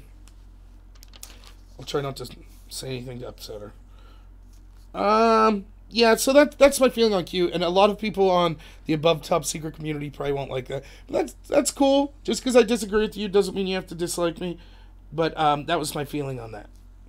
So to transition to climate change, I don't have much to say on this today, only that the new climate change report came out, and some people connected to Trump have said, like, it's not based on good science, whereas I'm reading evidence that says that Democrats are pushing for a new Green Deal. So what I have to say on it is, I don't know. Like, I just don't know. The science behind it is difficult. It's hard to read these papers and know what's going on. I understand the people that say all the people that are the anti-global warming people seem to be paid by Exxon and all these other places, fossil fuel industry. But it seems that there are certainly a fair share of people on the other side that get grant money and things based on coming to a preset conclusion that global warming is this huge problem. What I do know is we were told in the 70s that we were entering a cooling stage and the next ice age was going to be a huge problem. Then we were told in the 90s that global warming is going to be a huge problem. And we've had scientists telling us all the while through that by this date, California and New York will be underwater, or everything will be frozen, that it's going to be horrible, we're all going to be dead in 100 years. It's so bad, we've already done so much damage that there's no reversing it. But constantly we hear 99% of scientists agree. That's just not true. We don't even know, we don't have a figure on how many scientists have weighed in, so how could you know that 99% of them? But even still, it might be a lot of people agree that the climate is changing. That's something that I know. I think you'd be a fool not to agree with that. But that's always been the case. The question is how much? What should we do about it? How soon will it occur? Is there a possibility of us doing man-made solutions to this? All sorts of disagreements can occur on that level. But the problem is people just say, yes, climate change, all these scientists agree, so here's my plan. Which, by the way, gets carbon credit trading. There's my plan. Yes, it gets me rich and a bunch of my friends, but trust me, that's what we need to do. For those of you who don't know, Al Gore, right, who was wrong about how devastating climate change would be already to this point when he released An Inconvenient Truth in 2005. We're still kicking Al, but he comes up with this carbon credit trading scheme, and the gist of it is you're a company and you basically reduce your pollutions by some sort of number. If you can't, then what you do is you buy carbon credits from Al Gore, and then he'll take that money that you gave him and he'll make sure that goes to helping the environment in some way. Only it just makes sure that Al Gore is flying around in his jet and has a mansion and has a bigger carbon footprint in 1 year than you'll have in your entire lifetime. But yeah, other than that, it's the same with the Paris Climate Accord. The countries that are actually the worst polluters actually had to do very little under the accord. It was countries like the United States that were supposed to do a lot. And I've read, I don't know if this is true, but one study, I don't know if it was a study, but one thing I read showed that actually since we rejected the climate accord, our emissions have gone down a little, whereas a lot of the countries that signed it have had their emissions go up. So it's easy, and hopefully I'll have a friend on here in the coming time. He's really big on climate change. He thinks it's a really huge issue, and he obviously disagrees with me in a lot of it. But I have a serious conversation with him, and he's like, "We're dead in 100 years. We're done." And I'm like, "Well, if you believe that, what can we possibly do to solve it? Maybe we could push it back another 10, 15 years." And it's not just a matter of reacting that emotionally. You have to say, what's the price you're willing to pay then to possibly, I've read studies that show that a lot of what seemed to be a credible paper said that we're looking at possibly a 1.5 degree increase in the next 100 years. Well, that would be bad for a lot of areas. That would also be slightly good for some. If you lived in a place that's very frozen, it could be good for you. The question is, what kind of damage would that cause? And what is the proposed solutions? How much would the proposed solution cost? What would the trade-off be? And any solution you have, how much would it affect that change? So, the Paris Climate Accord, I've read that could possibly lower it 0.2 degrees. Well, is that worth it? Is the financial money that would go in? And, there are people that talk as extreme as, end fossil fuels, within a year. But you realize that fossil fuels are cheap, and there are a lot of areas in the world that people are able to subsist and live because they have access to cheap fuel. So, for example, a country like India, how many people, if you told them they could no longer use fossil fuels, would suffer immense heat in the summers, not be able to refrigerate food, not have access to power, and their life expectancies dramatically drop because of that. We have seen over the past 20 years the amount of people that have been lifted out of poverty, crippling poverty in the world, is amazing. And access to energy is one of the important reasons. So by ending things like fossil fuels, it seems strange to me that the solutions are always basically to screw the poorest people over the most. Leo DiCaprio and Al Gore's life and all the Democrats' life, it's not going to be affected that much. They're able to afford fuel prices that triple or quadruple. It's going to be regular people. They're the people that have to suffer. And so it just always seems dubious to me that the solutions are always end up coming out, "Oh, yeah, here's a bunch of things. Everyone agrees it's getting really bad. We're all going to die unless you pay more," guy on the bottom. And it just seems, it's why don't the people at the top, for example, one of the things we hear about, ocean levels are going to rise. It's absolutely going to happen. Why isn't California then spending a lot of their tax money to start buttressing against that? Why aren't they building levees and things? The government of California is certain. They're absolutely certain that the ocean's going to rise. Okay, then why aren't you preparing?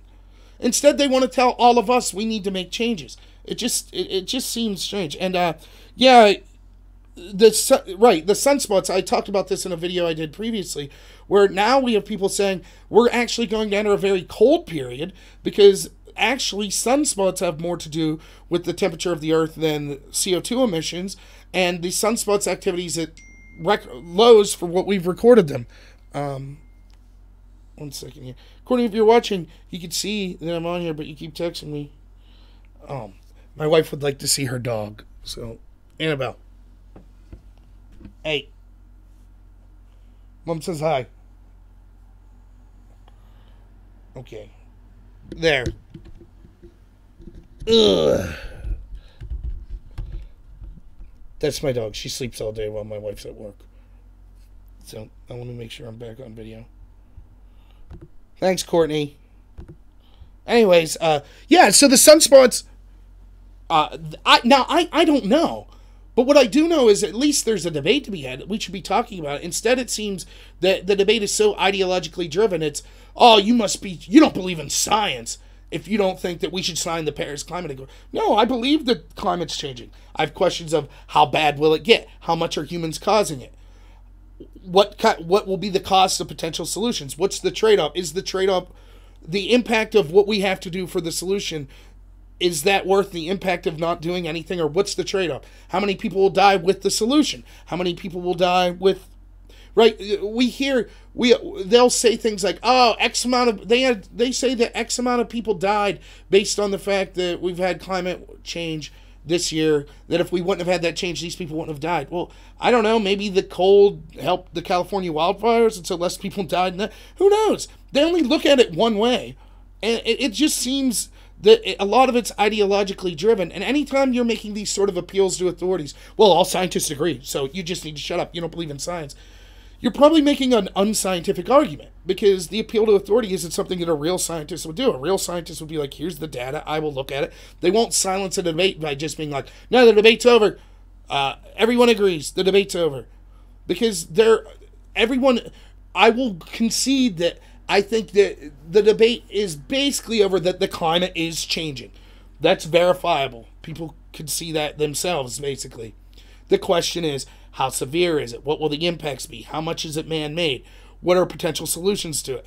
How bad will things get? How long will it take for them to get that bad? Things of that? I almost said things of that nature. I cussed myself. So it just seems, so this idea, the reason I bring it up is the Democrats are talking about a new Green Deal. Well, what does that mean? The Democrats should come out and say, so one of the things when we are in debate, you learn to think of things, if possible negative consequences of things. So high oil prices seem like a bad idea for the average people. If your gas prices go up, that seems bad. But there could be a counter argument to say, yes, but if gas prices go high enough, that means that renewable energy will then become more profitable. So businessmen will start investing in renewables, producing renewables. And so maybe, let's just say hypothetically, there's a renewable fuel source that could fuel your car for $6 a gallon, right? And it would take about the same amount of gallons as gasoline. Well, that renewable fuel source will never be sought after until gasoline makes it profitable. No one's going to buy this stuff for $6 a gallon when you can go get gas for $3 a gallon. Yeah, $3 price sounds high to most people listening to this, because I live in Pennsylvania where they tax gas out the butt. Ugh, it's so frustrating. Our roads still suck, though. Where's all the tax money going? Anyways, just a little rant. So the idea then that gas would have to get up to above $6 a gallon for businesses to start investing in this alternative that would then be profitable, and that might be a good thing, because then it would eventually, the price of that would come down as we'd start to refine it more, etc. So what I say if you look at it then in the reverse, what would this new Green Deal mean? Well, it would clearly mean we'd have to use less fossil fuels. Do you just outright ban fossil fuels? No, that's probably not. So what they're going to have to do is artificially raise the cost of fossil fuels. So be honest when you're running on this new Green Deal. That sounds good. Tell the voter, we want you to be paying $4.50 a gallon in gas. Of course, they won't do that. They'll just print fake money, borrow money that they never intend to pay back, and subsidize renewable industries, get involved in the free market, which almost never works. And we end up with things like Solyndra under Obama, where we're giving renewable countries millions of dollars that just blow the money and end up a couple people getting rich and nothing meaningful comes out of it. But the government wasted your dollars yet again. So I think that humans are pretty amazing. I think that we will be able, as nature throws challenges at us, yeah, there are horrific events that beat us in the short term, but as a species, we seem to rise up, and I think gradually we're doing okay. We've only really been concerned about this stuff and the human impact on the Earth since the 60s, and I think we're doing okay. And I think that innovation and things will inevitably mean that the problem won't be as bad as many of the alarmists say it will. I don't think it's catastrophic. I don't think that we need to condemn a bunch of people that only have access to fossil fuels because they're so poor that that's the only form of energy they can afford. I don't think we should be condemning them based on this alarmist rhetoric that we're all going to be dead in 100 years. So let's see the details of your new Green Deal, but let's be honest about it. That's all I'm saying. Because I have a feeling it's going to mean, as always, poor people paying more. The person that's struggling to get by every week to buy groceries, they're going to have to pay more with their groceries because fuel prices are going to go up. They're going to have to pay more to drive around. They're not going to be able to go on vacation because they're going to be pinching pennies to buy their fuel. So, okay. That's what I got on that. A couple more topics to get to. Marc Lamont Hill was a commentator from CNN. He is not someone that I like. He seems to want to inject race into everything. Not a big Trump supporter. He's a stereotypical CNN person, I would say. And, by the way, don't get me wrong, I think most of the people on Fox fall into this category too, where they're not journalists, they're pundits, which is fine, like, as long as you're honest about it. But they're seeking to push their kind of ideologues, they're pushing their point of view. Marc Lamont Hill falls in that category for me. So he was apparently in front of the UN, I believe, and was giving a speech in support of Palestine. In this speech, he basically says we need to support Palestine. He's basically saying Israel's really crappy and terrible. And he uses the phrase that they need to for Palestine, they need to free it from the river to the sea. Now, I didn't know this, but apparently there are accusations that that's kind of a common phrase that's used in Palestine. And what they mean by that is the elimination of Israel. So based on these statements, CNN has let Marc Lamont Hill go. Now, let me first say, I'm in the middle on the Israeli-Palestinian conflict. I think that there is a lot of terrorism that gets kind of overlooked that's occurring on the Palestinian side. But I don't think Israel's perfect.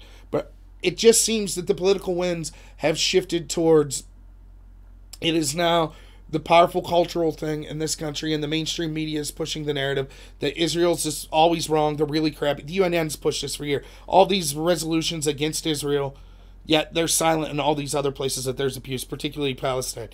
If you have people that are the leaders of these people like Hamas that are saying we want to wipe Israel off the face of the earth, and they're allowed to get away with that rhetoric and it's downplayed, it seems like a very bad thing. And it seems that that's the wins. Now, having said that, I think that organizations like AIPAC, which is an Israeli lobbying firm, has way too much power as well in this country. My feelings on this situation is we should basically not be involved. It's a very tumultuous area of the world. We should stay out of it. We should make sure that there's no insane human rights atrocities going on. But, you know, we shouldn't be picking sides. Who was it? Ben Franklin or Thomas Jefferson? You know, trade deals with all, allies with none. In other words, once you ally with a country like we've seemed to have with Israel, then anytime Israel does something wrong, then we have to have their back. So I don't believe in that kind of sort of alliance. We shouldn't be over there doing things. Having said that, I did believe we could recognizing Jerusalem as the capital of Israel was a good thing, because that's what Israel calls their capital. They should have the right to do that. That's the right we give every other country that we deal with. I don't see the problem with it. So I thought that was a good thing. So I definitely think it's a complicated issue. Having said that, CNN is absolutely wrong to fire Marc Lamont Hill over this. First, I see no proof whatsoever that he knew that that statement meant he was supposedly codedly advocating for the elimination of Israel. I don't see any evidence of that whatsoever. Second, even if that is what he was saying, I don't think that proves that he hates Jews. He's just saying he doesn't like that government. It would be, I wouldn't expect someone to get fired for saying we want to see the elimination of the North Korean state or something. So he doesn't agree with what the government's doing. I am sick and tired of people losing their jobs or clamoring for the loss of someone's job based over statements like this. It is ridiculous. I might not agree with his statement.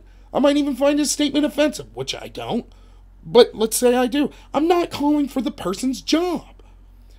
And I just think that it's ridiculous that CNN left him go. I absolutely do. It just, to me,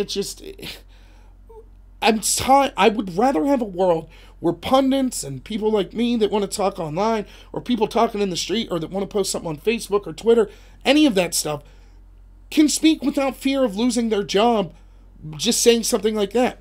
And another thing, criticizing the state of Israel, which I defend more than I criticize, so don't get me wrong. I disagree with a lot. I would heavily disagree with Marc Lamont Hill, put it that way.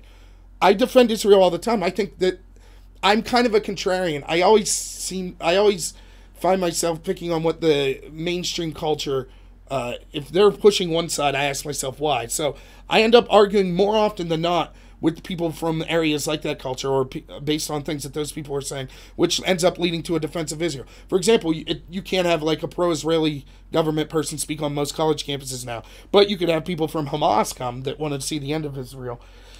So I end up arguing for this, why that's stupid, and Israel has a right to exist as a country and things.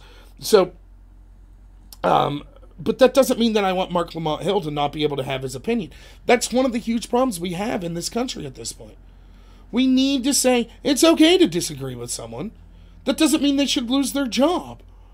And I just think it's a very dangerous place. I think it's dumb. So a couple other things I wanted to say about this. This is kind of an aside, but I think it's hilarious. I don't even know what to make of this. CNN finally puts an article up. It's like, yeah, we have let Marc Lamont Hill go. We no longer employ him based on these comments he's made. And then it says, after their first paragraph, CNN's releasing of Hill was first reported by Mediaite. That just seems so weird to me. I picture myself yeah, I had to let my employee go. You run a media company and you're reporting, instead of saying we let this person go, you're reporting it as if, oh, we heard from this other company that we let this guy go. It's just so funny. The media's, what a joke. I just was like, what is the purpose of putting as first reported by Mediaite? You're CNN. You're the people. You are the story. You don't need to report that other people are reporting it. You are the group that fired him. So you don't need to report, Butcher said, according to the AP, CNN, us, let this guy go. It's just stupid. Makes no sense.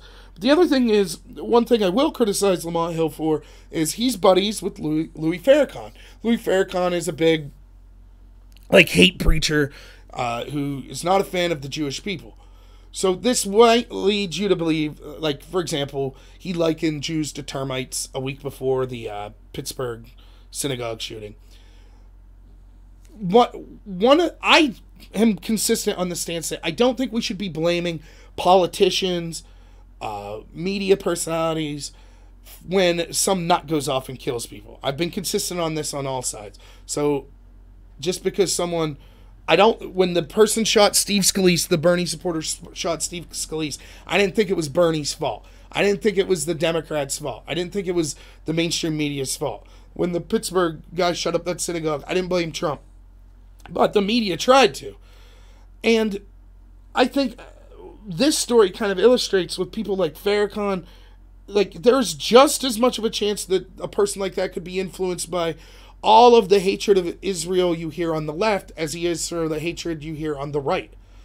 Again, Lamont Hill was friends with Farrakhan. He calls Jewish people, likens them to termites. He's still on Twitter, by the way, Farrakhan. That's not considered hate speech. And that's where the problem is, to me. It's, for some reason, all of the hatred that comes from the right is called out. And it should be. That's fine to call that out. Now, it shouldn't be censored. I disagree with that, but you want to call it out? That's fine. But why is it forgiven on the left? Why is it acted like on the left? It's no big deal.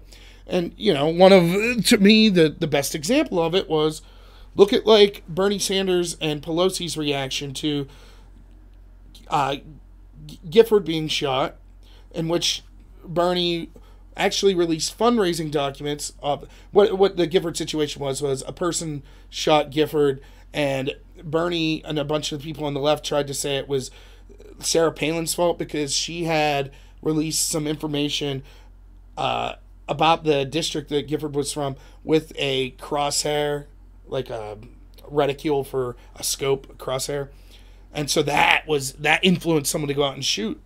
And so Bernie, decided he was going to fundraise off that. And he released a statement that was like, is it even safe to be in the left wing in this community? The right needs to call out violence that's stemming from their sides. Okay, fine. Then when a Bernie supporter shoots Scalise, did he come out and say, we don't even know if it's safe to be Republican in this community. I must condemn left-wing violence. No, he said all violence needs to be condemned. Then fast forward, when the Charlottesville thing happened, again, it was just right-wing violence. So, in other words, to Bernie, when violence occurs on the right, it's up to right-wing politicians to call out only right-wing violence.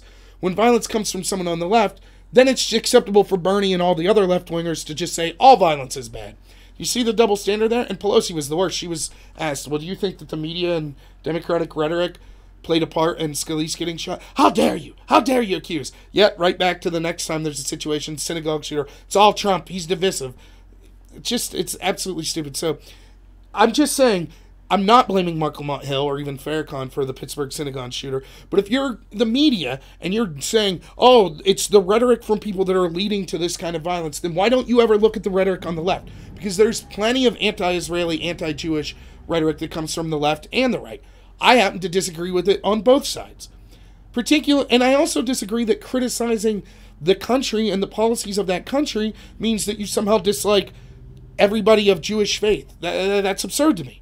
I should be allowed to criticize. Just by the same token, I could criticize the North Korean government or the Chinese government or the Iranian government, and that doesn't mean I think that Iranians are less than human or something. No, I'm not criticizing Iranian people. I'm criticizing that government, the actions that government's taken. So, yeah, I think it's a shame that Marc Lamont Hill got fired. It's funny. My guess is that he wasn't bringing in the ratings because I bet if he was one of their big time stars, if Anderson Cooper had said the same thing, I bet they would have found a reason to keep him along. So it's just this virtue signaling on their part. It's garbage. And if you're on the right, like I am, then you should stand up for him and say, no, he should have lost his job for that. We're tired of it happening on all sides, and I don't think he should have lost his job.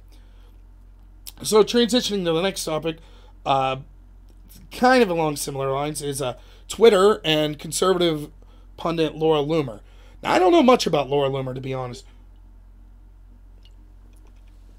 And I don't trust what I've read about her because I know from enough people, like, if I listen to the mainstream media, someone like Dave Rubin is a super right-wing person, or Ben Shapiro is alt-right, or Tucker Carlson's a Nazi sympathizer. So I don't know. I personally, I've seen some of her work, but not much. Not enough to make a wholesale opinion on it. I will say she does seem conservative. And she seems not very mainstream. And by that I mean, one, I don't think she's employed by any of the mainstream networks. But second, she's more like willing to mix it up a little. It's not necessarily a bad thing. But that's the extent of what I know. She was kicked off Twitter. And a lot of right-wing people are being kicked off Twitter. But I'll get to more about that in a second. So what she did was she handcuffed herself to Twitter's office. Now, I agree kind of in spirit with what she's doing, and that it is time that conservatives start to protest. I don't know that the handcuffing is the most effective way to do it, but, I mean, what do I know? It just seems a little over the top to me. But, yeah, conservatives and non-establishment left-wing people should really consider finding alternatives to these platforms, because it is clear that at a whim you could be removed from them.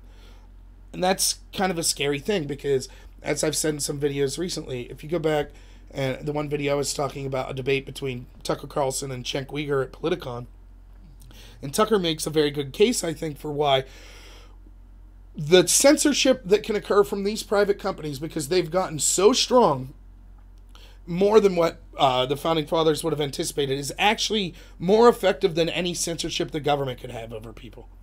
And not to mention, they're not just private companies because they interact with the government all the time. Let's not forget, a federal judge came out and said that it was illegal for Trump on Twitter to ban people that were critical of him because his Twitter channel is a public platform.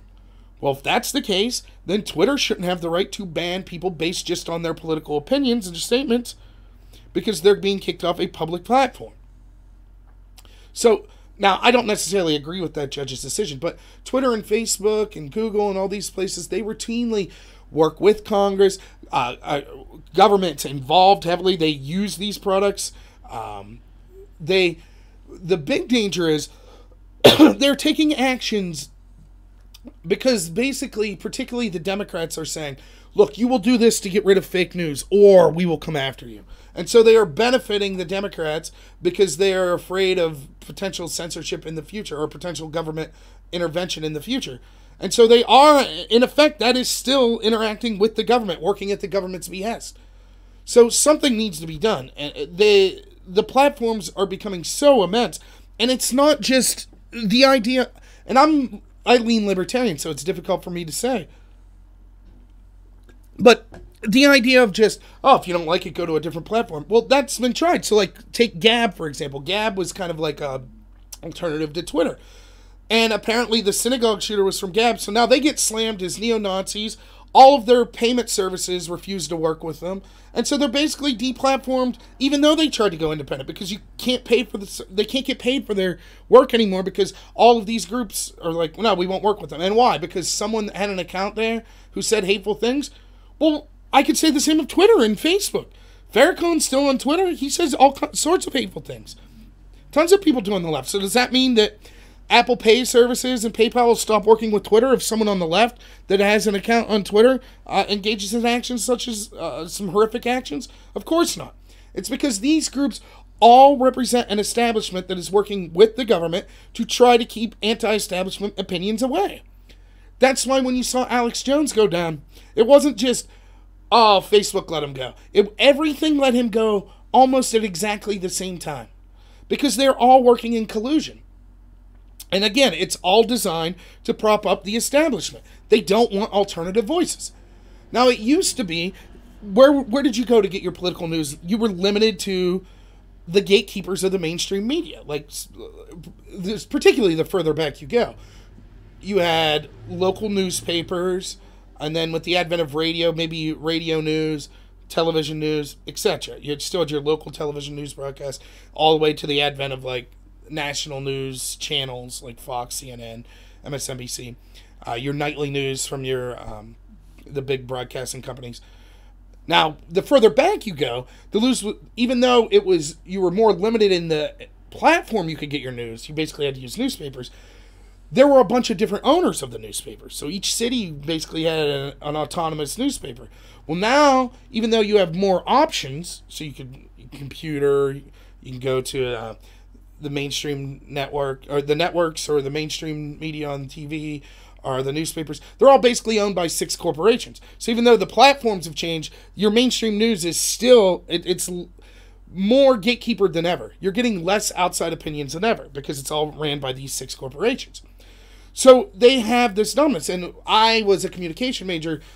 It took me like 10 years to graduate college. That's a different story, but I ended up switching to speech communication. But I remember starting in 2003, and one of the things you talked about was the idea of the gatekeepers of the news, that you have these people, whether it be the journalists or the companies that own the news networks or the newspapers, and they get to basically control what people see. And there's an immense power in that, because that influences not just how people vote, but the policies they'd be in favor of, etc.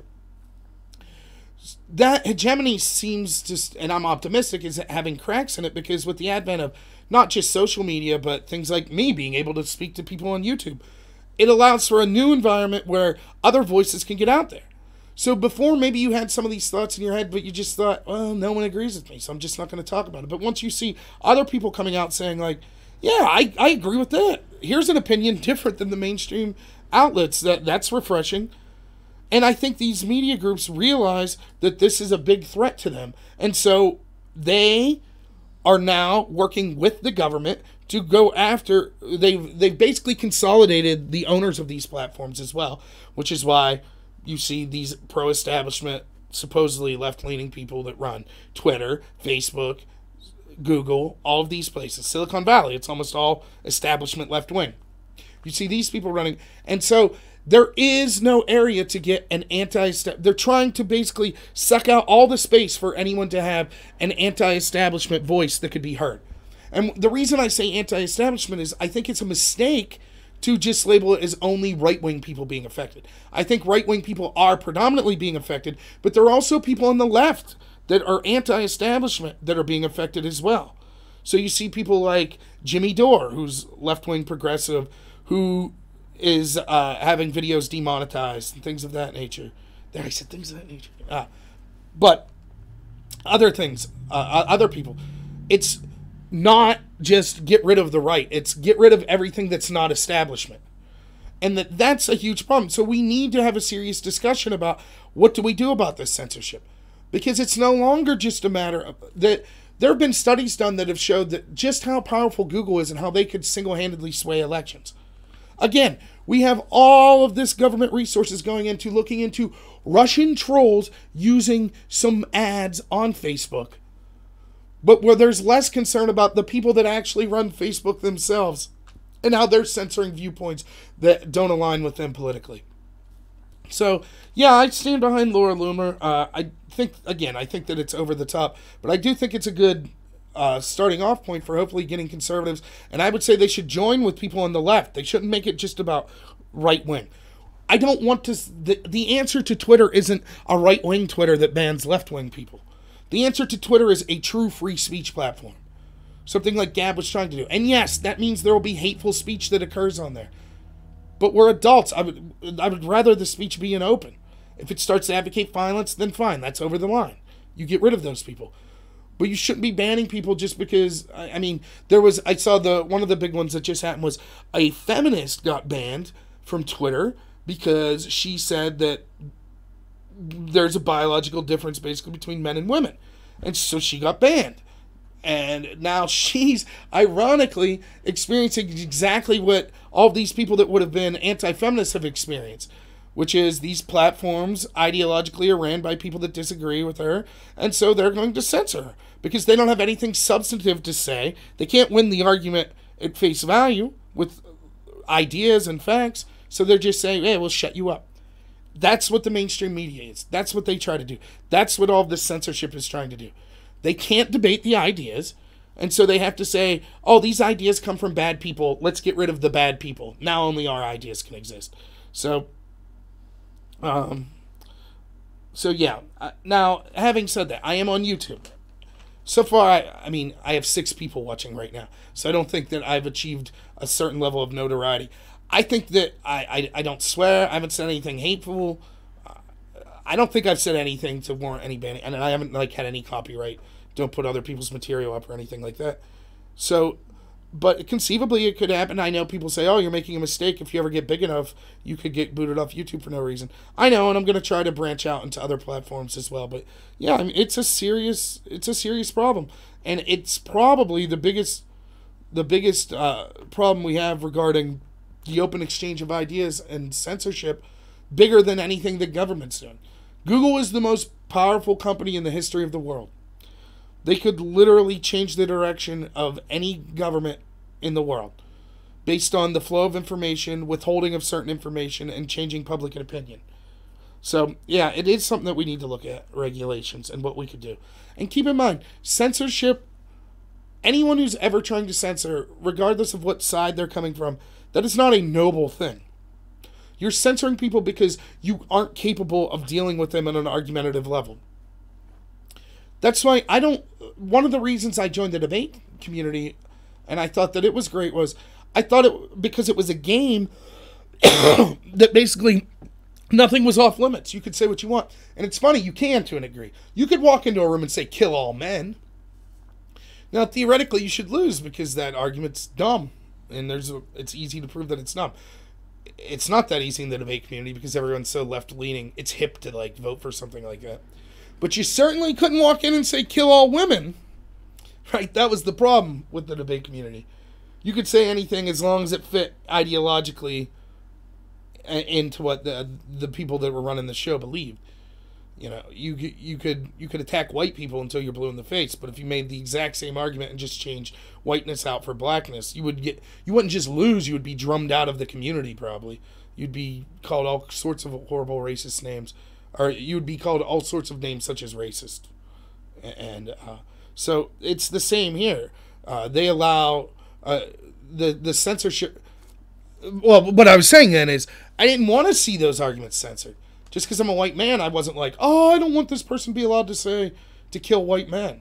Because to me, it was just a game. They weren't actually advocating killing white men. They would say, like, the U.S. federal government should eliminate all white men. And then they would say, oh, without white people, we'd have a better world. But they weren't saying, I'm going out to my car to get a gun, or I wish someone would personally shoot you. It's different. There's a difference. It's just a game. And any idea should be allowed. And to me, yeah, a very talented debater could sometimes win with a poor argument. But in general, the arguments flush themselves out and bad arguments tend to lose. How do we have very few things in life that we know are just wrong. That basically everyone can, like murder is basically wrong. Rape is wrong. But you had, at some point, there had to be discussions that came out that said like, look, here, it's so indefensible. It is so wrong. And here are the reasons. Bam, bam, bam. And in the laboratory of idea, it's just that those reasons are so powerful that they crushed any argument that could say something like rape would be good or murder would be good or things of that, theft is good.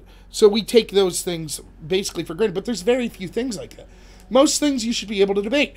If I walked into a room and someone said, in debate, and someone said rape's good, I would be like, wow, that is crappy and offensive, but that's fine.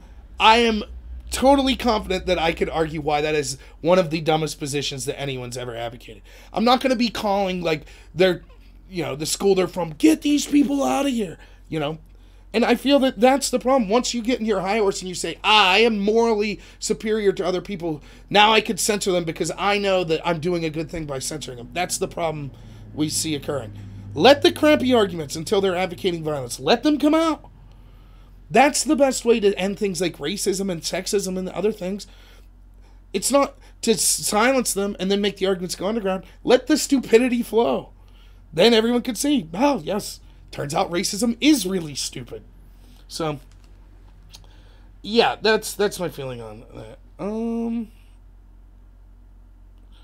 Just a couple more. I want to talk about a story involving Julian Assange. For those of you who don't know, Julian Assange is the leader of WikiLeaks.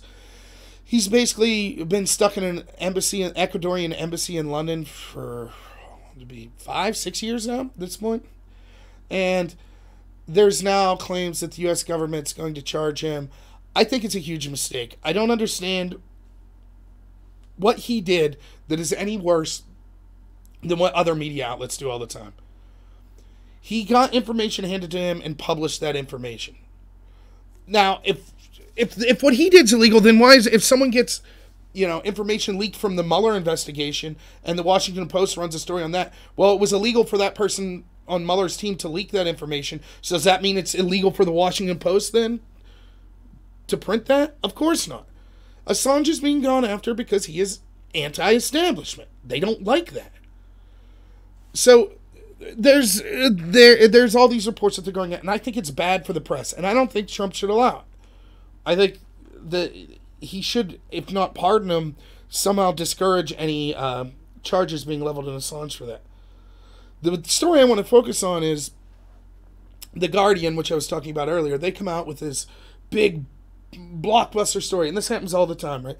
They finally got Trump, and what they proved was Paul Manafort, sources say, Paul Manafort met with Julian Assange 3 times.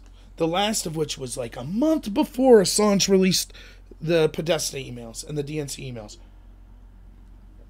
And oh man, that's damning, right? That shows finally a connection between someone in Trump's campaign and possibly encouraging the release of these emails. Big deal, right? Only it now turns out that that story fell flat in its face. Not only, or this is what we'd have to believe this story. Paul Manafort somehow got to London 3 times in the years that he was said to have without his passport being checked. He got signed into the Ecuadorian embassy without actually signing in, all 3 times. And then this was immediately what I thought, this was the real doozy. The Guardian story says the reason that he didn't have to sign in was because no one realized the importance of his visit at the time, the fact that he was the campaign manager for Trump. And so they just thought he was just another Joe Schmo, basically. And so he was able to get in without signing in. Yet then, presumably the same person who felt that was able to remember exactly what clothes he was wearing. Now, how could anyone with half a brain look at this and be like, yeah, that makes sense? I'm like, assume, who is it, a security guard at the embassy? Someone involved at the embassy, a whistleblower, right, that contacted the media. So you're sitting there and you see this guy come in. Hey, he's a nobody. I'm not going to force him to sign in. Though I'll make a mental note of exactly what he's wearing, even though I think he's a nobody. It doesn't even make sense. Yet all the mainstream media outlets ran with this story like it was true. All of them. They didn't bother to say, well, wait a minute. Let's see if we could check Manafort's passport. Let's see if we could check the logs at the embassy.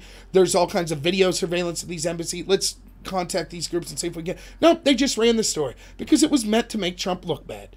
That's all that's needed.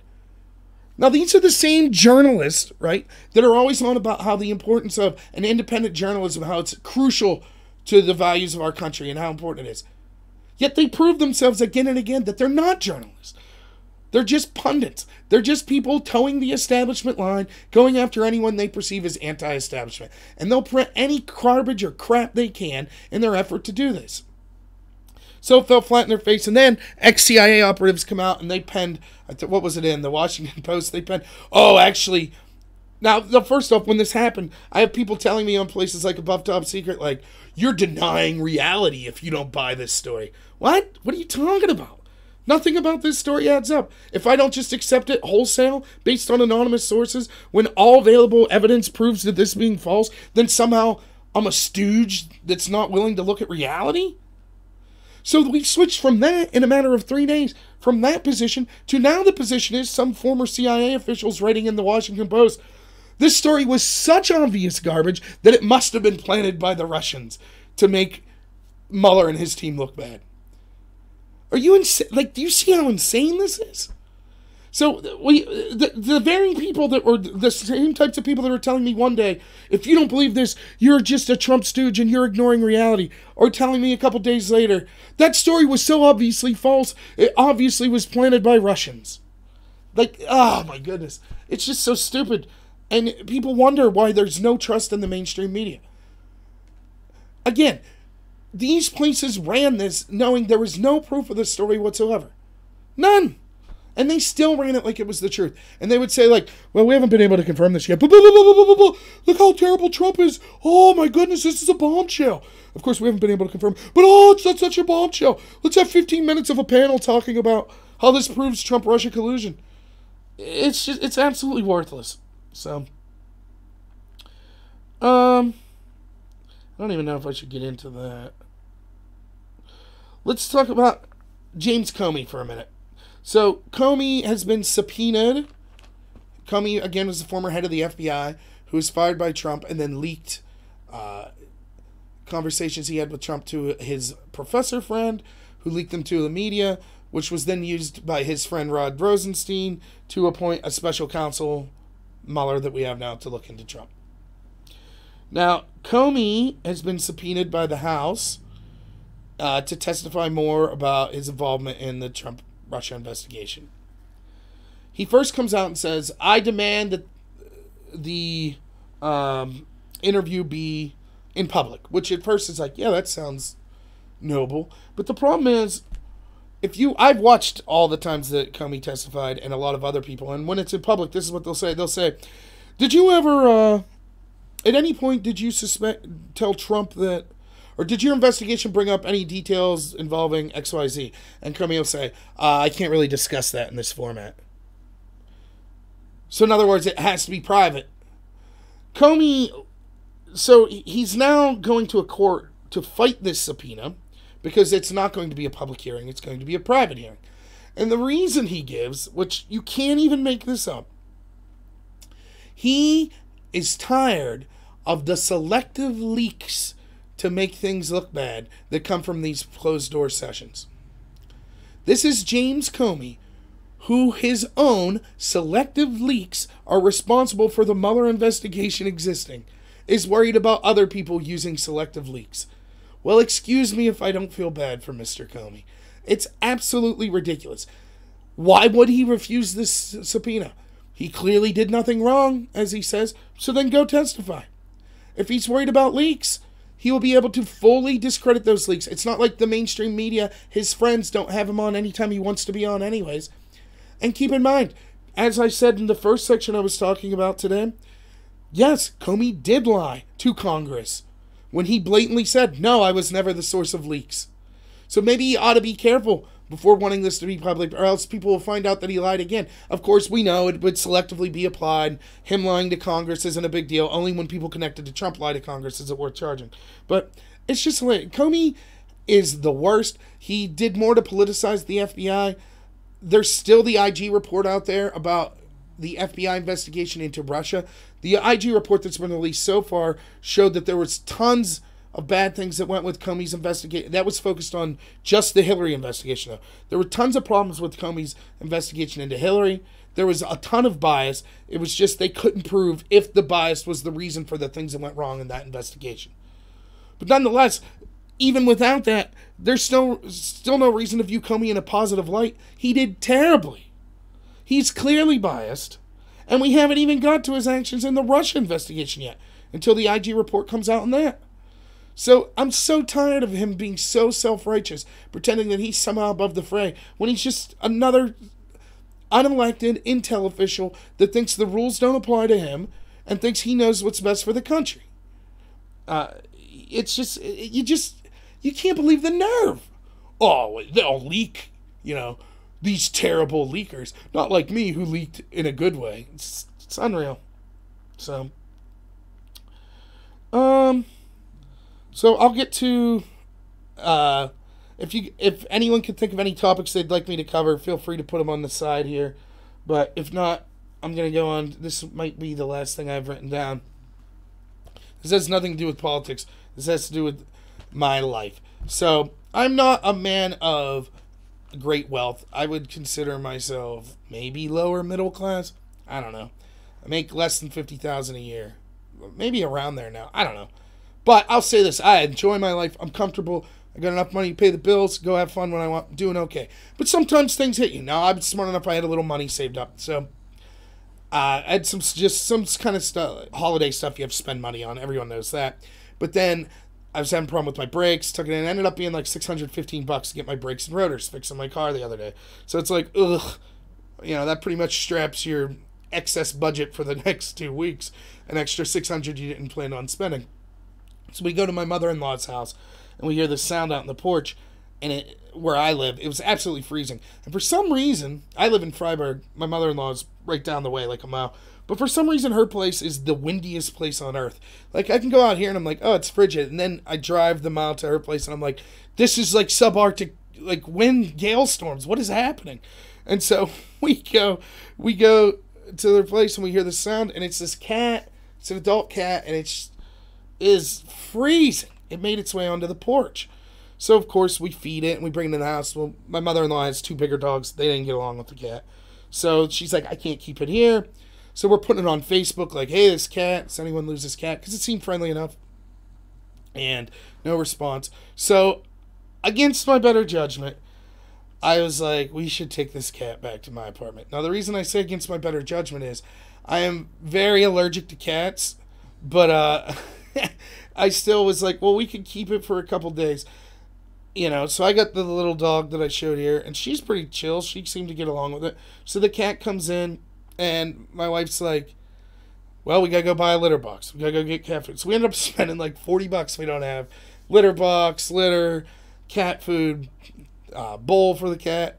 And we only anticipate having it a day or two. Though secretly, I was like, if it gets along with my dog, maybe we'll keep it around. So my wife has work the next day.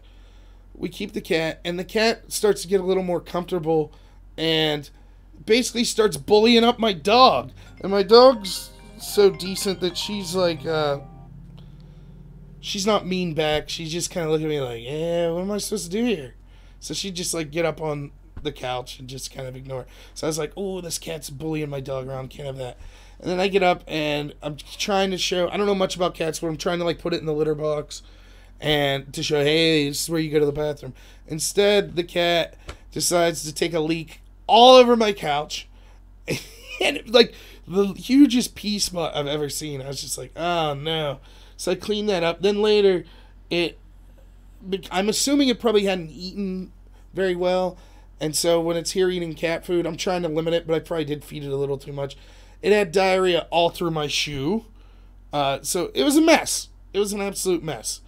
But I got good news because my wife was at work and she calls me and is like, hey, I found someone to take this cat. My coworker's going to take it, so it's going to go to a good house. And so I'm like, great, okay, that's good. And she's like, I'll call you when I get home. You just bring the cat downstairs. We'll get it in the car and we'll take it right over there. So she calls. She's like, I'm here. And I pick up the cat, and it's real friendly. It's just like it was the night before. I'm carrying it, and petting it, and I get down the stairs, and I open the car, and the cat just latches onto my face with its claw and jumps and takes off into the woods behind where I live. So then I'm out there looking for 10 minutes, and needless to say, I can't find it. So the poor thing's still out there in the cold. I guess I gave it one night, and I got a bunch of headaches. But that's, in a nutshell, that's my life. I try and then, I'm sleeping that night like, I'm such a good person. What a great person I am.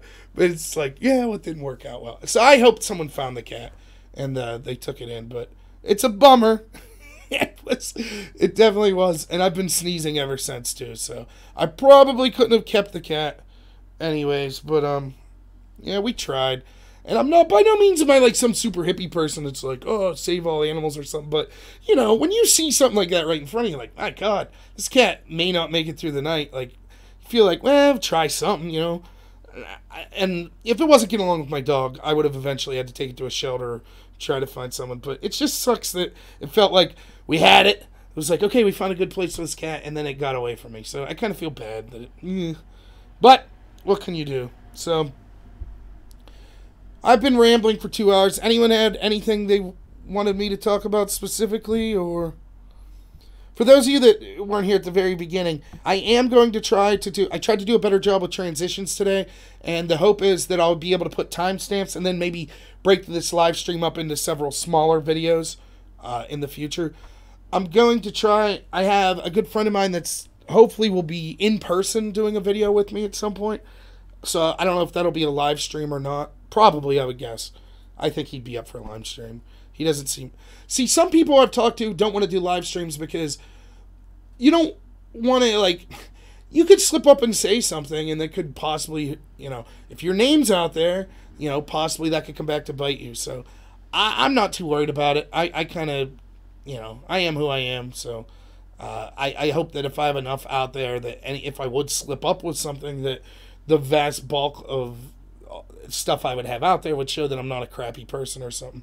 But, that's fine. I don't mind working with people that want to pre-record stuff too. That's totally cool. But I do like the live stream. I think, particularly in a dialogue format, it would go very well. So that's something to get now. But yeah, that could happen. I'm not going to do it. But yeah, anything could happen. You can I'm not someone who curses overly, like a huge amount, but certainly, I swear, I'm trying really hard to not. I try to imagine, like, what if my 14-year-old sister was watching this? So I try to use language that's appropriate for that. But I am always worried that something's going to happen and I'll end up dropping an F-bomb or something like that. Wouldn't be the end of the world, but anything little stupid like that. So, but yeah, I think my friend, I think he'll be up for doing a live stream shortly. I'm also working with. Some people would want to just do audio. They don't want, like, their real name or their image getting out there. So I'm so technologically illiterate. I'm working on ways to find out how to do that. So hopefully that's something you could look forward to in the future. But yeah, I'll try to get some videos out there. I also need to like I like Fridays at noon work well for me for the live stream, and I will continue doing it. But I'd like to be able to do maybe a smaller live stream at a time that works better for having more people, because I think most people are probably working right now and are unable to check it out. So that's a couple of the things I'm working on in the future. And I don't know if anyone heard, I got a phone call while I was doing this, which was from the National GOP office. I've been on the phone with the GOP about running for Congress. So I guess I could talk about that real quick. So my plan is, like, I have a lot of policy positions, which I will be putting specific policy ideas, my position on things like healthcare, taxes, Federal Reserve, military spending, all sorts of things, which I'll be getting into more details, tax policies. But I also then have, four is a big, you're definitely the four most attractive people, I'm assuming. So that's all that matters. No, and let me say something about that in all seriousness. I really don't care if there's one or even zero people.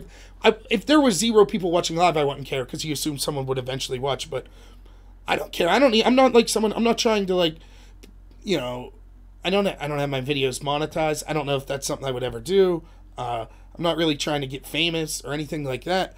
I just think it's cool that a couple people could listen to my opinions on things, and they choose to listen to them, as opposed to, like, when I'm at the bar and I'm rambling about politics and people are politely nodding like, I wish this guy would shut up, I'm trying to watch the game, or something like that. So it's a better feeling than that. So yeah, I'm happy with four people. That's fine by me.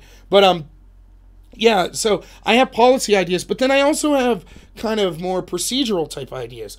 Why I think I would be good, not just for the country, but also for the GOP itself. One of which is, I think we need people that don't come from... I'm not saying you should be disqualified if you come from a wealthy background.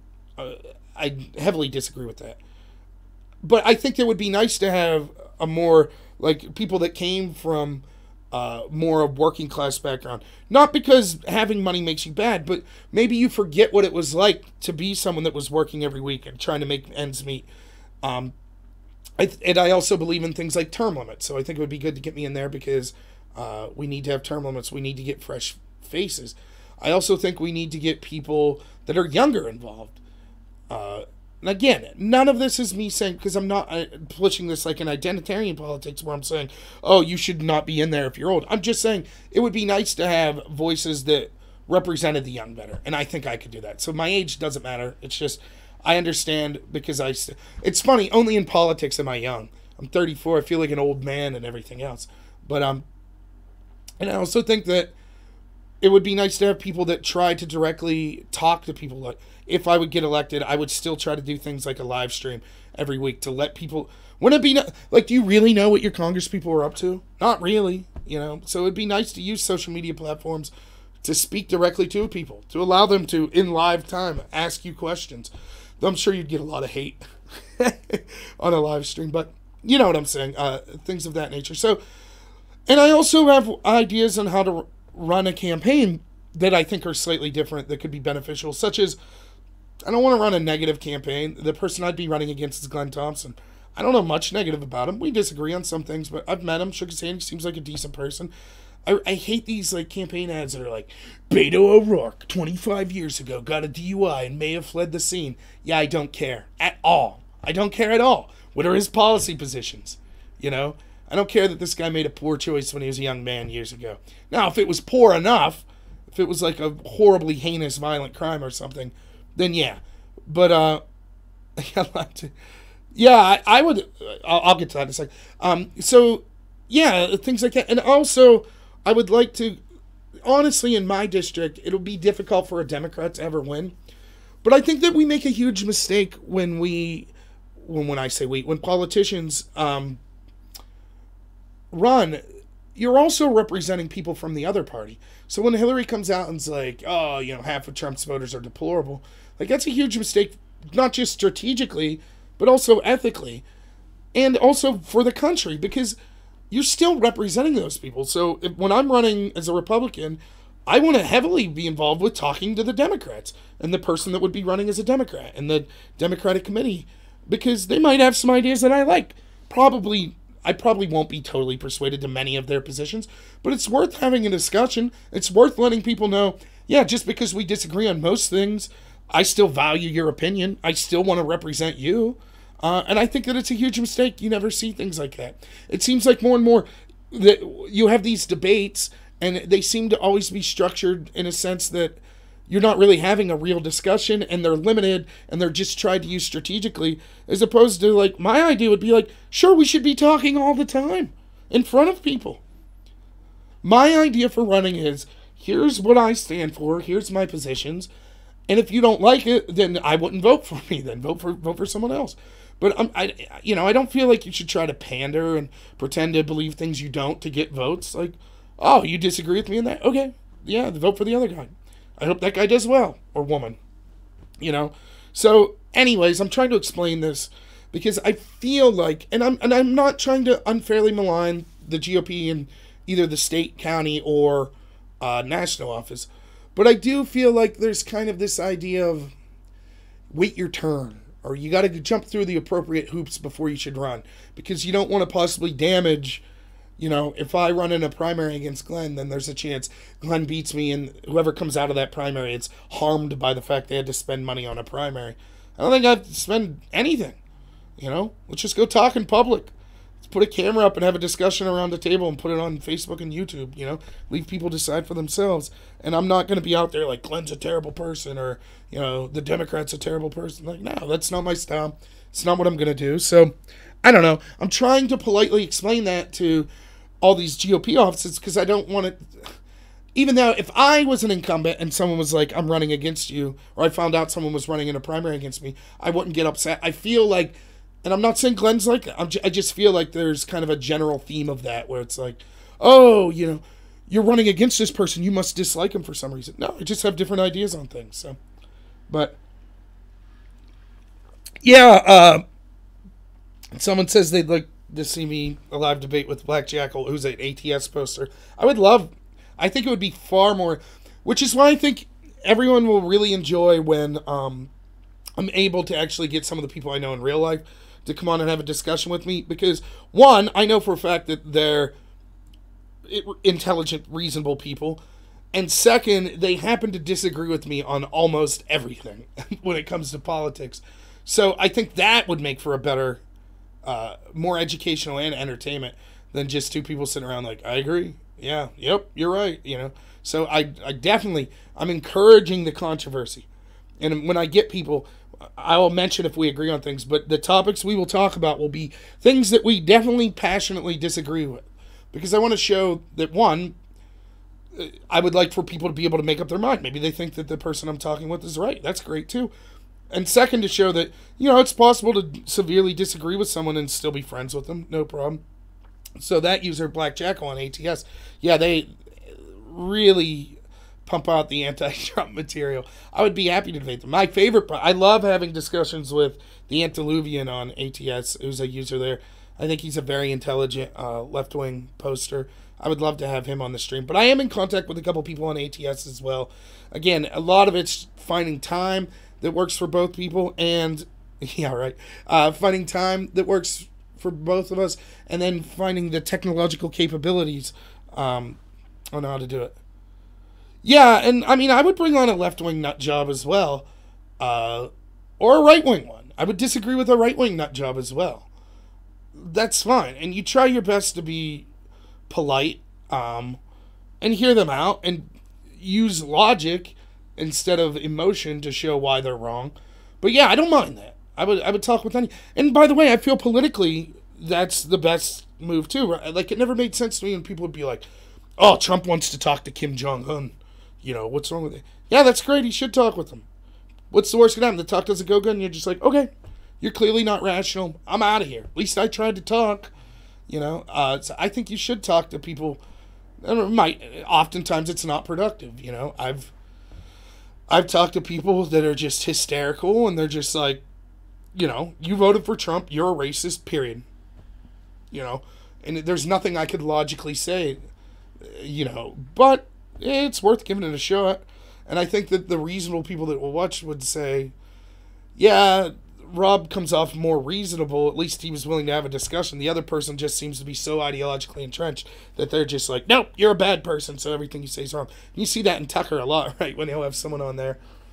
Humorously, it turns out that the one, I don't know if you all watch Tucker often, but the one Antifa guy that Tucker had on, he had like the really long neck. He was a professor. There are allegations that he was actually one of the people that showed up to Tucker's house and tried to break in while his wife was there.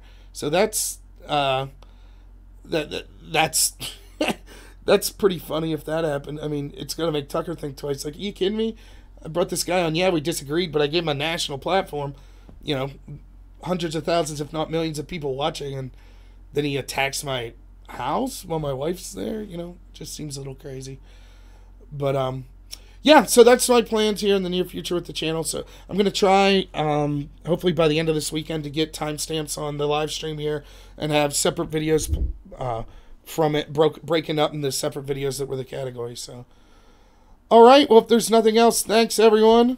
And yeah, I'll be back next Friday at noon as well. So if you like it, recommend me to other people. Subscribe, and I'll be putting some new stuff up shortly. So thanks a lot, everyone.